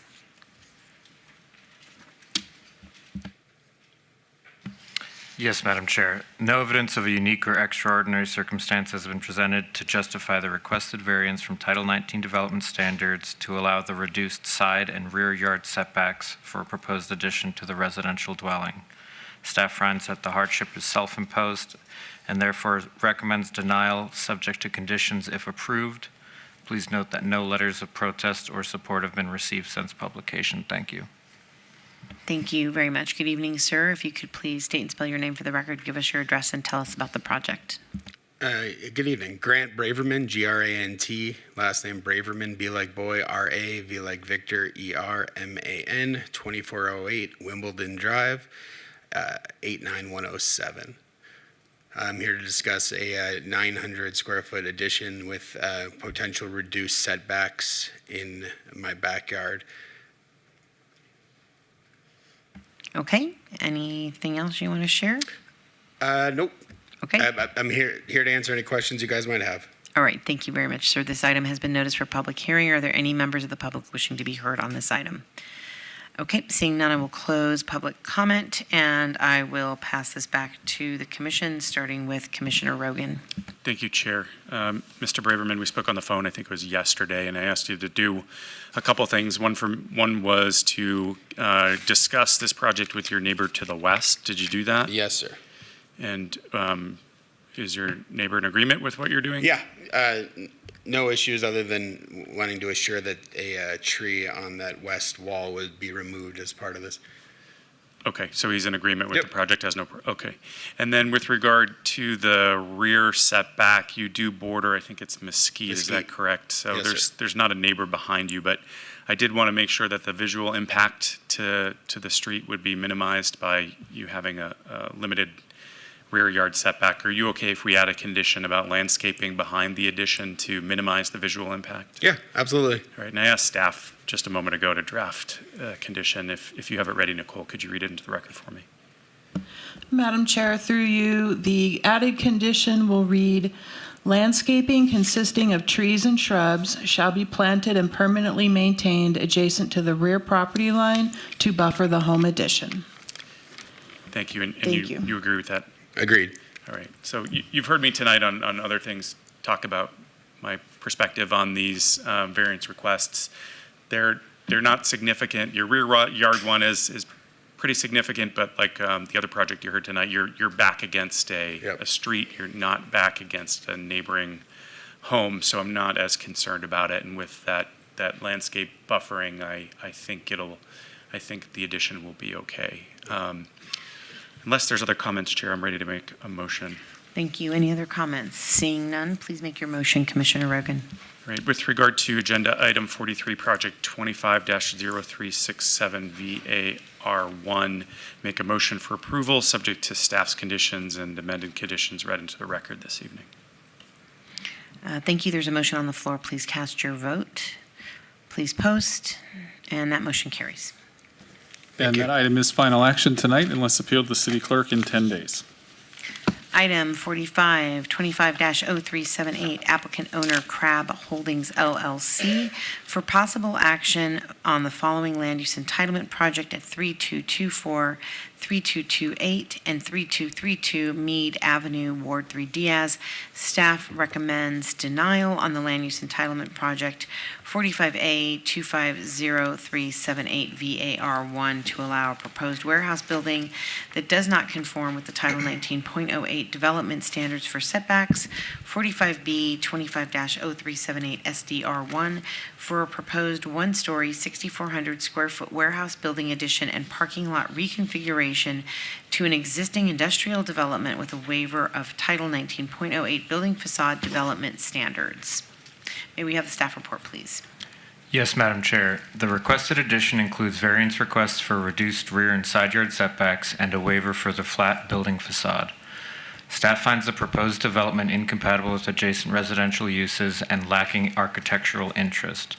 No evidence of a unique or extraordinary circumstance has been provided to justify the variance. Therefore, staff recommends denial of both the variance and site development plan subject to conditions if approved. Please note there were additional documents of protest received after publication. Thank you. Thank you. Good evening. If you could please state and spell your names for the record, give us your address, and tell us about your project. Good evening, Madam Chair. My name is Logan Wilson, bar number 14967. I'm counsel for the property owner, business owner, Crabs Holdings.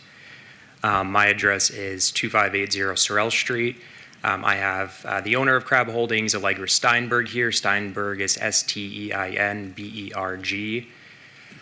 This project, and we have an image here. This is regarding a 6,400 square foot warehouse being built. My client operates a wholesale auto sales business, and they are also building up their van conversion business. So my client seeks to build, and this property, their property is the yellow highlighted area. And I'll draw on this paperwork here. They seek to build a warehouse on this portion here to this portion here. So it's on this side. And my client seeks a variance regarding the setback. There's a 50-foot setback here. And given the nature of the property and the existing 3 buildings here, a 50-foot setback wouldn't be feasible. So my client seeks a variance. As you can see, all of the existing commercial properties off of Meade Avenue, they have buildings along the wall here, and this is a wall, essentially a fence regarding a stationary home or a mobile home community here. So there's a wall going along this line, and there's several properties or buildings here. My client seeks to build along that line as well. Given the 50-foot variance, my client wouldn't be able to build anything based on how the property's built with the 3 buildings now and given the fences. Along this yellow line is an existing chain link fence for the adjoining property owner. So my client has no ability to build in any direction other than the requested direction. My client wants to build a warehouse so they can build up their van conversion business. They essentially want to start an assembly line system where they can employ more employees who can essentially do multiple tasks depending on the status of the van conversion. They're a small business now, family owned and operated. Ms. Steinberg is the owner. Her husband operates it. Her son, who's in the gallery, he works there as well. They have 2 employees and they intend on growing their staff. The second exemption they're seeking is regarding the structure itself. They're seeking to build a warehouse, so we are seeking a flat and plain building facade. Given the nature of the warehouse, their intent is to store cars and vans that they're working on and to operate them in that manner. We appreciate Senior Planner Boyle's work in this manner. I think there were a lot of discussions early on about the parking, and I believe those have all been resolved. So we would request the commission grant the application subject to the conditions provided. Okay, thank you very much. This item has been noticed for public hearing. Are there any members of the public wishing to be heard on this item? Okay, seeing none, I will pass it back to the commission, starting with Commissioner Schlottman. Yes, Madam Chair, through you, we'll see what the rest of the Planning Commission thinks in regards to this, but as I review this and see the warehouses in this area and all the cars and, the 8 buildings to the west of this particular property all line up adjacent to that property line. City Council for the past 25 years has, or even greater, has approved those. For those reasons, I feel it is harmonious and compatible, and, honestly, this could block some of the noise that's actually going into that residential neighborhood. So those are my comments, unless if anybody else has. Seems like Commissioner Rogan to me.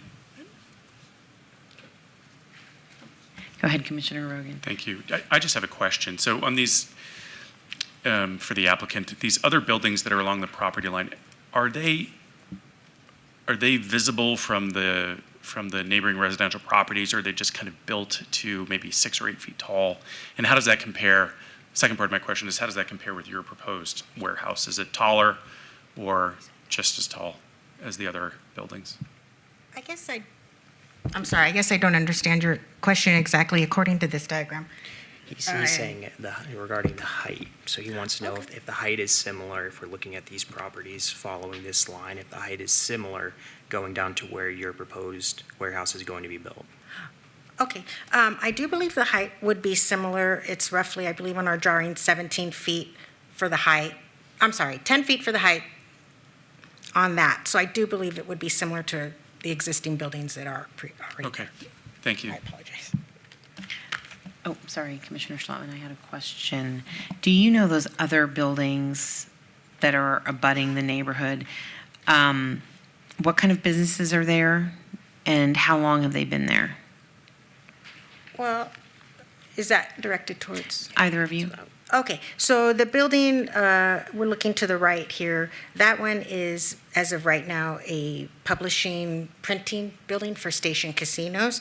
They've been there for as long as we have owned the property, and we've owned it since 2013. The building to the left is some type of auto mechanic building, and they have always had cars parked like that there. I couldn't go any further down. Okay. I apologize. No, that's fair. I'm just concerned. I have a concern about how close it's going to be to the neighbors and the amount of opposition from the neighbors that have come in. I very much appreciate and respect Commissioner Schlottman's statements about the potential for noise mitigation from your building and that it's harmonious and compatible, but I'm having a little bit of a hard time getting behind this because of the adjacency and the neighborhood opposition. May I speak to that concern? Briefly. Okay. As far as the noise, we personally haven't ever had any complaints from any neighbors to the manufactured homes here ever come to us. We've never had a complaint against our business or the property. And as of right now, it is a dirt lot. So on windy days like today, it's kicks up a lot of dirt. So I believe that actually having a building here would mitigate some of that, and they might actually prefer it versus just blowing debris. And if you look, mostly 2/3 of the property that we are proposing, or the building that we're proposing to build, backs this little triangle here that I believe it's just rocks. There's not actually any home there. And then this line right here looks to me as a wash for water flow, I suppose, when the rains come. So I don't see it terribly as much of a noise or issue for the neighbors on that side. Okay. There was a comment about traffic as well in the oppositions. So just, those are the two concerns that were raised, and that I can see how there would be concerns. But anybody else have any comments on this one? No. All right. I will turn it back to Commissioner Schlottman if you're prepared to make a motion. Yes, Madam Chair, I'll make a motion. We'll see how this goes. I mean, it's something typically I wouldn't support. I mean, just considering that there's so much warehouses and, considering City Council has approved these to be built on the property line over and over throughout the past 30 years. And this is much of the same, is the only reason why I'm getting behind this particular item, but we'll see where it goes. On item 45, 25-0378, 45A and 45B, move to approve, subject to staff's conditions, and you agreed all staff's conditions have approved? That's correct. Thank you. There's a motion on the floor. Please cast your votes.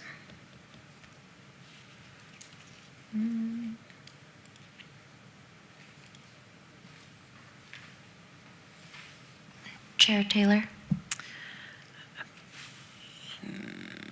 Aye.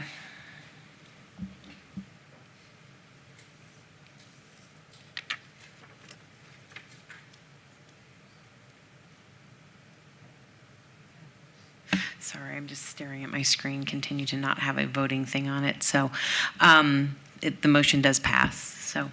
And that is final action tonight, unless appealed to the city clerk in 10 days. Thank you. All right, thank you very much. Item 46, 25-0416 GPA1, applicant owner, City of Las Vegas, for possible action on a request to amend the City of Las Vegas Master Plan of Streets and Highways map, Ward 5, Summers Armstrong. Staff recommends approval. May we have the staff report, please? Yes, Madam Chair. The City of Las Vegas is requesting a general plan amendment to the Master Plan of Streets and Highways to remove Cultural Vista Avenue and to reclassify a segment of Maryland Parkway from a primary arterial to a collector street. These changes are intended to align with anticipated development, reduce excess right-of-way, and promote safer travel speeds. Therefore, staff recommends approval of the requested general plan amendment. Thank you. Okay, thank you. I guess I will, sorry. This item is for public hearing. Are there any members of the public wishing to be heard on 46? Okay, seeing none, I will pass it over to the commission, starting with Commissioner Munford. Through you, Madam Chair, I don't see any problem with this, and I'm going to move for approval. Any other comments? Nope. Please make your motion, then officially Commissioner Munford. There's a motion on the floor. Please cast your votes. And please post, and that motion does carry. And that item will move on to City Council on October 15th. Okay. And items 47 and 48, we'll do the same thing. We'll hear these two together because they're related.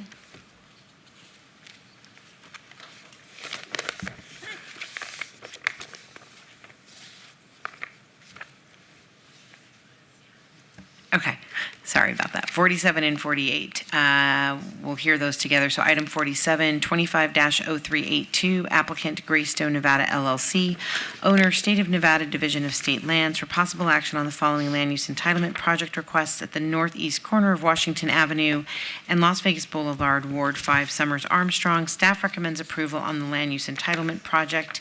47A, 25-0382 GPA1, from public facility to H high density density residential. 47B 25-0382 ZON1 from CV Civic to R4 high density residential. Item 48, 25-0383, applicant Greystone Nevada LLC, owner City of Las Vegas, for possible action on the following land use entitlement project generally bounded by Washington Avenue, Maryland Parkway, Sagman Street, and Las Vegas Boulevard, Ward 5, Summers, Armstrong. Staff recommends approval on the land use entitlement project. 48A, 25-0383 GPA from PF Public Facility to H High Density Residential. 48B, 25-0383 ZON1 from CV Civic to R4 High Density Residential. May we have the staff reports, please? Yes, Madam Chair, for both applications, the proposed changes support the Vision 2045 Downtown Las Vegas Master Plan and will allow for future high-density residential development in a key redevelopment area. Therefore, staff recommends approval of both the general plan amendment and rezoning. Please note for item 47, a revised application form is in your supplemental packet, and additional letters of protest were received after publication. Thank you. Thank you very much. Good evening. May you please state your name, spell it for the record, give us your address, and tell us about this project. Yes, good evening, Madam Chair, Commissioners. Stephanie Gronauer, Gronauer, here on behalf of the applicant, Lennar Homes. We're excited to be here this evening with two pretty big redevelopment projects. This is step one of the application. It's simply the general plan amendment and the zone change for both properties.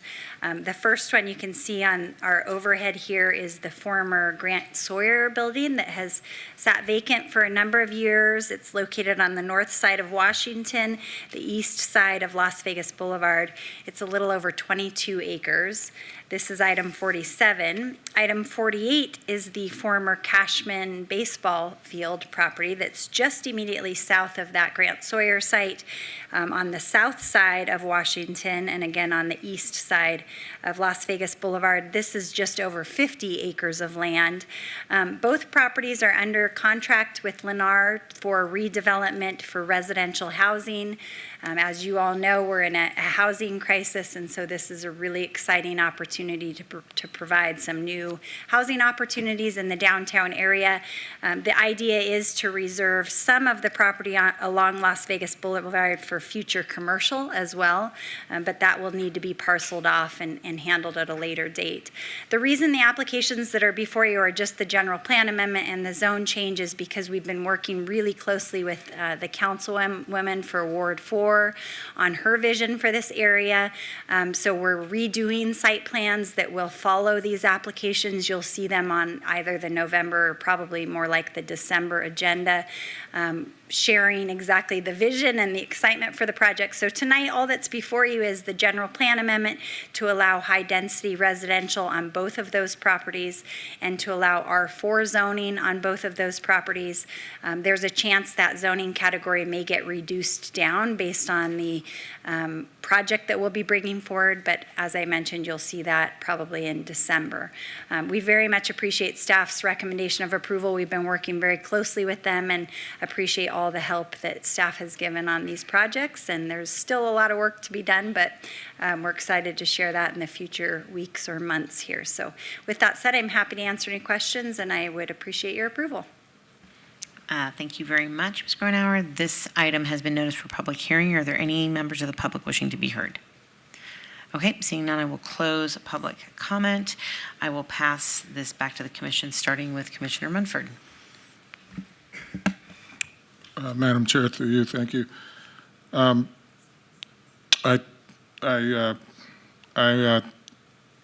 concur with the planning department. The only question I had when we were talking before is just concern about, the retail, possibly some, grocery stores, foods. I mean, we have a lot of people coming in that area, and there's not much. Yep. I think the closest grocery store is over on Eastern and Bonanza. There's Mariana's, and there's another grocery store across. I think it's Gardino's. Yep. But that's, other than that, I think it's going to be a great project. We need the housing. We need more places for people to live. I'm on a motion for approval. If there's any other questions. Any other questions? I just quickly want to comment. I'm really excited to see the the site development plans come in and the different products. And thanks to Lennar for doing another great redevelopment and looking forward to this project. I used to be at Grant Sawyer, so it'll be great to see that space be repurposed. So, Commissioner Schlottman. Yes, through you. When will we see SDRs come forward on this project?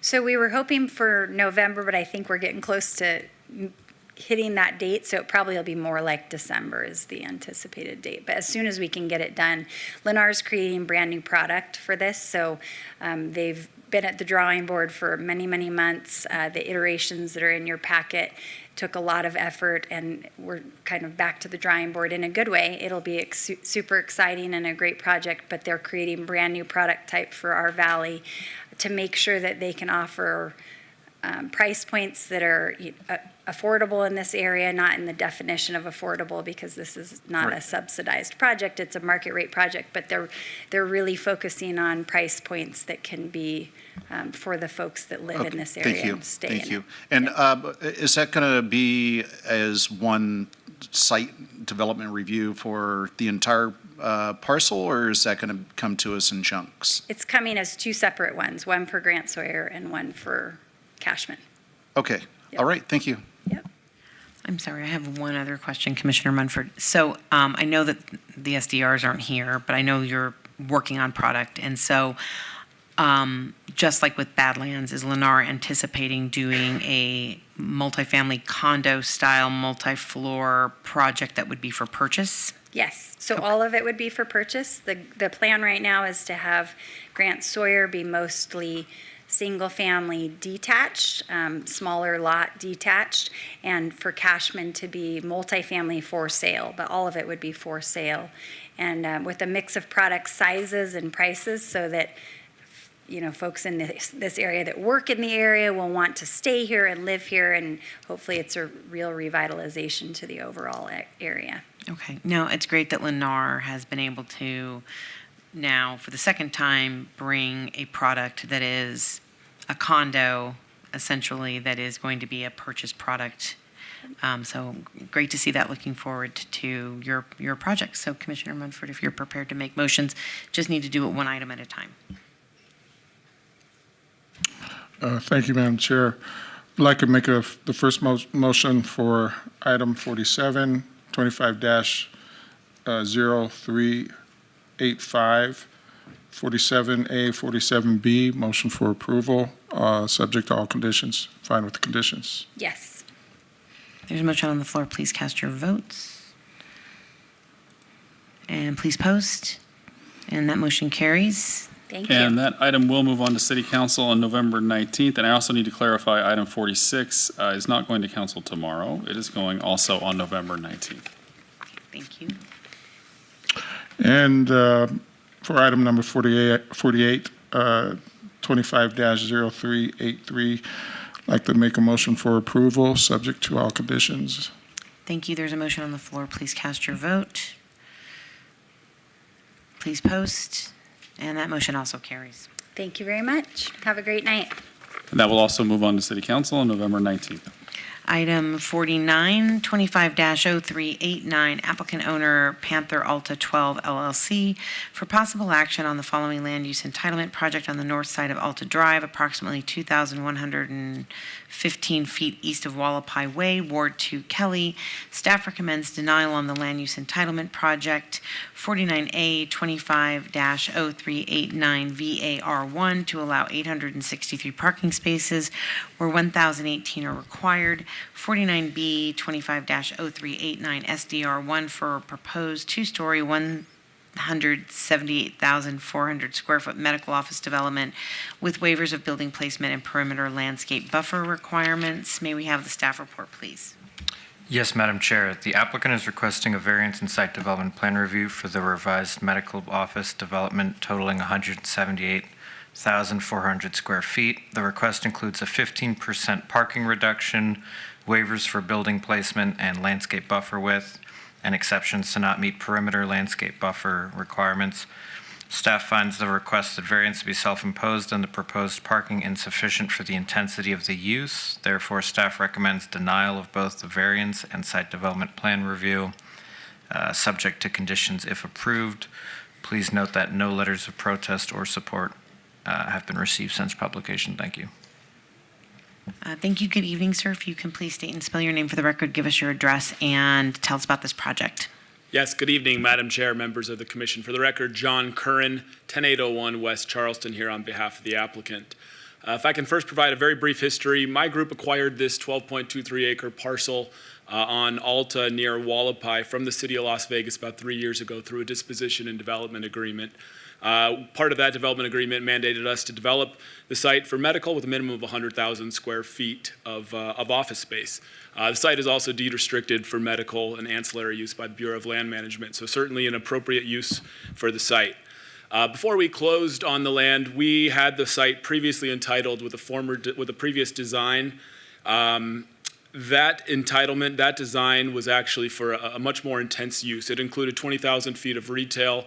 It included 3-story buildings instead of 2, which is what we're proposing tonight. It had a bigger parking variance and and a taller building. So we're after multiple iterations with really great design teams who specialize in this asset class. We're really proud of the final product that we're presenting tonight. It is 4 2-story buildings totaling about 172,000 square feet, and these smaller buildings will enable us to phase the development as demand dictates. This project will be medical office condos, for sale condos, which is what the marketplace is telling us is in demand. Doctors and medical practices want to own their own real estate, so we're meeting the market there.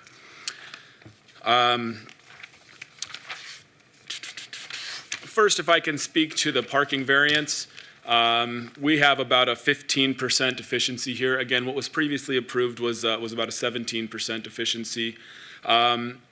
It doesn't do us any good to build a project that's underparked. I can't sell it. The buyers are always asking about parking counts, and in our world, we don't, market the city's parking code. We think about 4.5 to 5 spaces per 1,000 square feet of office space is sort of the golden standard. And brokers ask, and institutional medical buyers all know and ask, and we're providing about 4.85 per 1,000 here. So we haven't gotten any pushback at all as it relates to parking. Again, it doesn't do me any good. I can't sell this product if I'm underparked.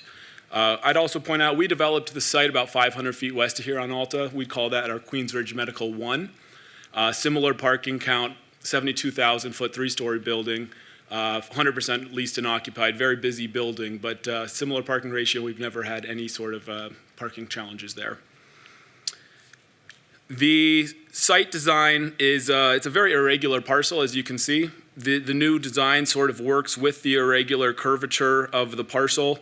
I look back at our previous design, and it sort of seems like we just slapped buildings on the site without really working in symmetry with the site. So we're very pleased about this design. If I can talk about some landscaping issues, I did ask for a few waivers.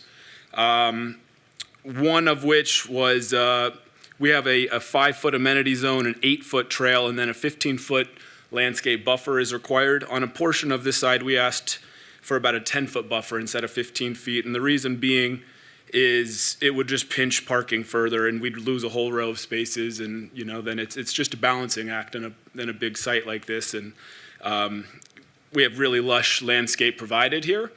I'd point out that on this Alta frontage, we're required to put 24-inch box trees every 20 feet on center. We've actually gone every 15 foot on center, and we're doing 36-inch box trees. On the site, on the whole, with the perimeter and buffer landscaping, 338 trees are required. I'm only providing 335 in those areas. However, I believe we're more than making up with that elsewhere. I'm providing a total of 420 trees on the site. Again, where 338 are required, and that's in addition to and that's not including, obviously, the 3,500 shrubs and cacti. So it's going to be a very lushly landscaped site. We're really excited about it. It's been well received in the market. We've had sales efforts really pick up in the last 6 months, and we're eager to get this project in for building permit and hopefully break ground by Q2 of 2026. One last item, that is as it relates to landscape diamonds. I went back and forth with my design team. We can meet the 49-foot landscape diamonds, so we can remove that exception. With that, I am happy to answer any other questions you may have. Otherwise, respectfully request your vote for approval. Okay, thank you very much, Mr. Kern. This item has been noticed for public hearing. Are there any members of the public wishing to be heard on this item? Okay, seeing none, I will close public comment. I will pass it back to the commission. Currently, Councilwoman Kelly does not have a commissioner, so I just have a couple of comments, and then I can pass it to the rest of the commission. This is a really beautiful project. The renderings are really lovely. I think it's going to obviously fit in very well in this area.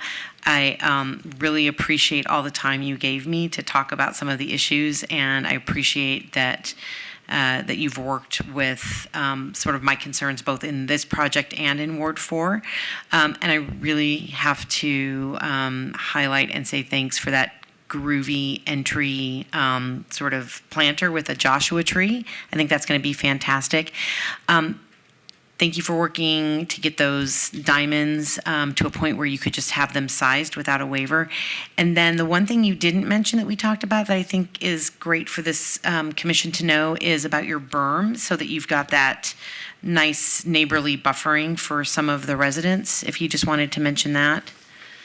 Sure. When we entitled this previously, and it included a GPA and rezone, so I had a neighborhood meeting, and I heard a lot of the comments and concerns of some of the surrounding neighbors, one of which was neighbors to the north of us were worried about cars parked, at night here and lights flashing into their homes across this ravine.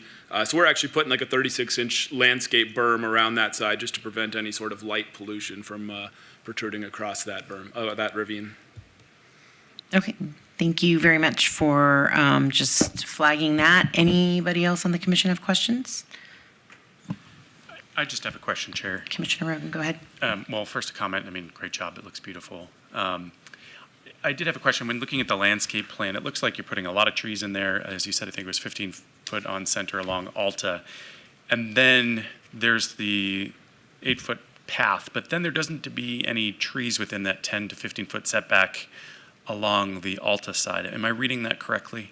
I'm sorry, are we pointing here? Yeah, so there's trees there, and then is the path just to the, I guess that would be to the north? Yeah, that's right, an 8-foot sort of trail, and then that's the landscape buffer. And why no trees within that landscape buffer? Is there any reason for that? We've got, it's a lot of cacti and succulents. There's trees all around it. I kind of think they would kind of be lost there. They weren't required per code there, and we've just got, tons of trees and landscaping elsewhere. Okay. I don't want to impede anything. I just think it would be great because riding or walking along Alta, it's so lush, and having the trees just kind of separating the development from that path, I think would be great. I'll leave it to you and the councilwoman to figure that out, but that's just my one suggestion and one comment. We also, view signage visibility. We want the buildings to be featured. We think it's a really beautiful building. So not that trees are necessarily going to block that, but we are mindful of the visibility from the street and want to make sure that the buildings are able to be seen. Understood, but you already got the trees there that are blocking it anyway, so. Thanks, John. Mm-hmm. Madam Chair? Yes, Commissioner Schlottman. Yeah, through you. I appreciate the time, a couple of phone calls back and forth before I got the staff report and after I got the staff report, just to make sure I understood what you had going on. And, great looking building, tons of landscaping. It's going to look beautiful. And the 1 or 2 trees is missing from the one buffer zone, but the additional 75 foot or 75 trees or whatever you have everywhere else, nobody's gonna know the difference. Once you build this, they're gonna look at it and just see a nice, beautiful landscaped zone here. So and property. So, anyways, if there's no other comments, I'm ready to make a motion. Seeing no other comments, please go ahead, Commissioner Schlottman. Madam Chair. Yes. We have an amended condition to read into the record. For removing that exception for the diamond planters. Okay, please do. So that would be condition of approval number 9 on the site development plan review would be revised to say an exception from Title 1908 110C12 is hereby approved or is hereby denied to allow 36 square foot diamond planters inside curbing where a minimum of 49 square feet is required. Okay. And do you agree to that condition? Yes. Thank you. And you agree to all standard conditions? Yep. Okay. Madam Chair, through you on item number 4925-0389, move to approve on 49A and B, subject to staff's conditions, and the amended condition number 9 on the SDR is read into the record by planning staff. Thank you, Commissioner. There's a motion on the floor. Please cast your votes. Please post. And that motion carries. And those items will move on to City Council on November 19th. Thank you very much. Thank you. Okay, item number 51, 25-0406, applicant owner, Southern Nevada Regional Housing Authority, for possible action on the following land use entitlement project requests on a portion at the northwest corner of McWilliams Avenue and H Street, Ward 5, Summers, Armstrong. Staff recommends approval on the land use entitlement project. 51A, 25-0406, VAC1, to vacate public right-of-way located along Washington Avenue, generally located on the south side of Washington Avenue, 175 feet west of H Street. 51B, 25-0406, SDR1, for a proposed 4-story, 223-unit mixed-use development with 10,389 square feet of commercial space with waivers of Title 19.09 form-based code development standards. May we have the staff report, please? Yes, Madam Chair. The applicant is requesting the vacation, site development plan review, and associated waivers to facilitate Phase 2 of the Marble Manor redevelopment project. The proposed development aligns with the Vision 2045 master plan, the 100 plan, and the West Las Vegas plan. Therefore, staff recommends approval of both the site development plan review and the vacation subject to conditions. Please note that no letters of protest or support have been received since publication. Thank you. Thank you very much. Folks that are in the audience, still, if you're here for this item and you're going to make public comment, if you could please come down and just kind of get lined up. But if you can give us your name, state and spell it, give us your address, and tell us about the project. Yes, Eric Gross with KME Architects, 5195 South Durango Drive, Suite 103. And I'm Anna Libby, representing Brinshore Development, and I live in Denver. Yes, this is the Phase 2 of a 5-phase development of Marble Manor. It is a total of 16 buildings, 223 units, a mixture of 1 through 5 bedroom units, as well as a couple of tenant spaces for future tenants, as well as a shell space for a future Head Start daycare program that will be part of a separate project.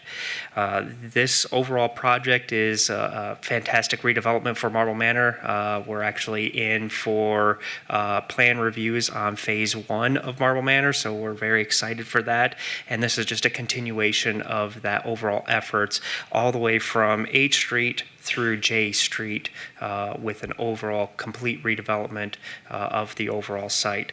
And we actually have several different renderings here kind of showing what that overall space looks like. Again, we have a variety of different buildings that are being developed here, from quadplexes, townhome style rentals, 3-story, as well as 4-story rental spaces throughout. So it's a very unique and very exciting space that we're trying to help revitalize a rather underdeveloped area of the historic West Side, and just again a very well thought out continuation of that Phase 1 development as we continue through Phase 5 as we start moving further and further west. So we agree with all of the staff recommendations and ask for your approval. Thank you very much. Again, this item has been noticed for a public hearing. If there are any members of the public wishing to be heard, please come down. Okay, seeing none, I will close public hearing. I will pass it back over to the commission, starting with Commissioner Munford. Thank you, Madam Chair, through you. Yeah, I think this will be a great project for the area. We need, for that area, we need housing. From what we talked about earlier, there's about a third of the units are voucher income. We have 40% tax credit units and 25% market rate, which I think will be great for that area. And then, on that site, there'll be the retail that you mentioned on the corner, but it sounds like there'll be other retail spaces in the next phases as it goes on. The only question I had is kind of about the security issue in terms of some of those units that are ground level. That's the only concern I had with this project in terms of possibly, I don't know if some of those units on ground level could have some type of pre-wiring for security, for access areas with the windows and the doors. But other than that, I think it's going to be a great project. I like the Head Start component to that as well. So, I know Mel with KME, and you guys have done a great job. I'm gonna motion for approval. Okay, any other comments? All right, Commissioner Munford's motion is... All right, I'd like to go ahead and move for motion approval for item 51, 25-0406, 51A, 51B, and you're fine with all the conditions and recommendations of planning? Yes. There's a motion on the floor. Please cast your votes. Please post, and that motion carries. Thank you. Thank you. And that will move on to City Council on November 19th. Thank you. Item 52, citizens' participation. Public comment during this portion of the agenda must be limited to matters within the jurisdiction of the Planning Commission. No subject may be acted upon by the Planning Commission unless that subject is on the agenda and is scheduled for action. If you wish to be heard, come to the podium and give your name for the record. The amount of discussion on any single subject, as well as the amount of time any single speaker is allowed, may be limited. Do we have anyone for citizens' participation?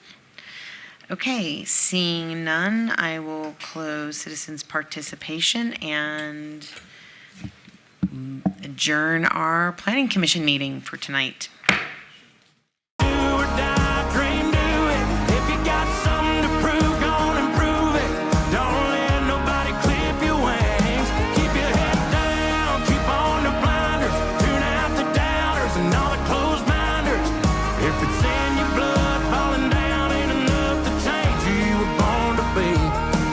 Back up.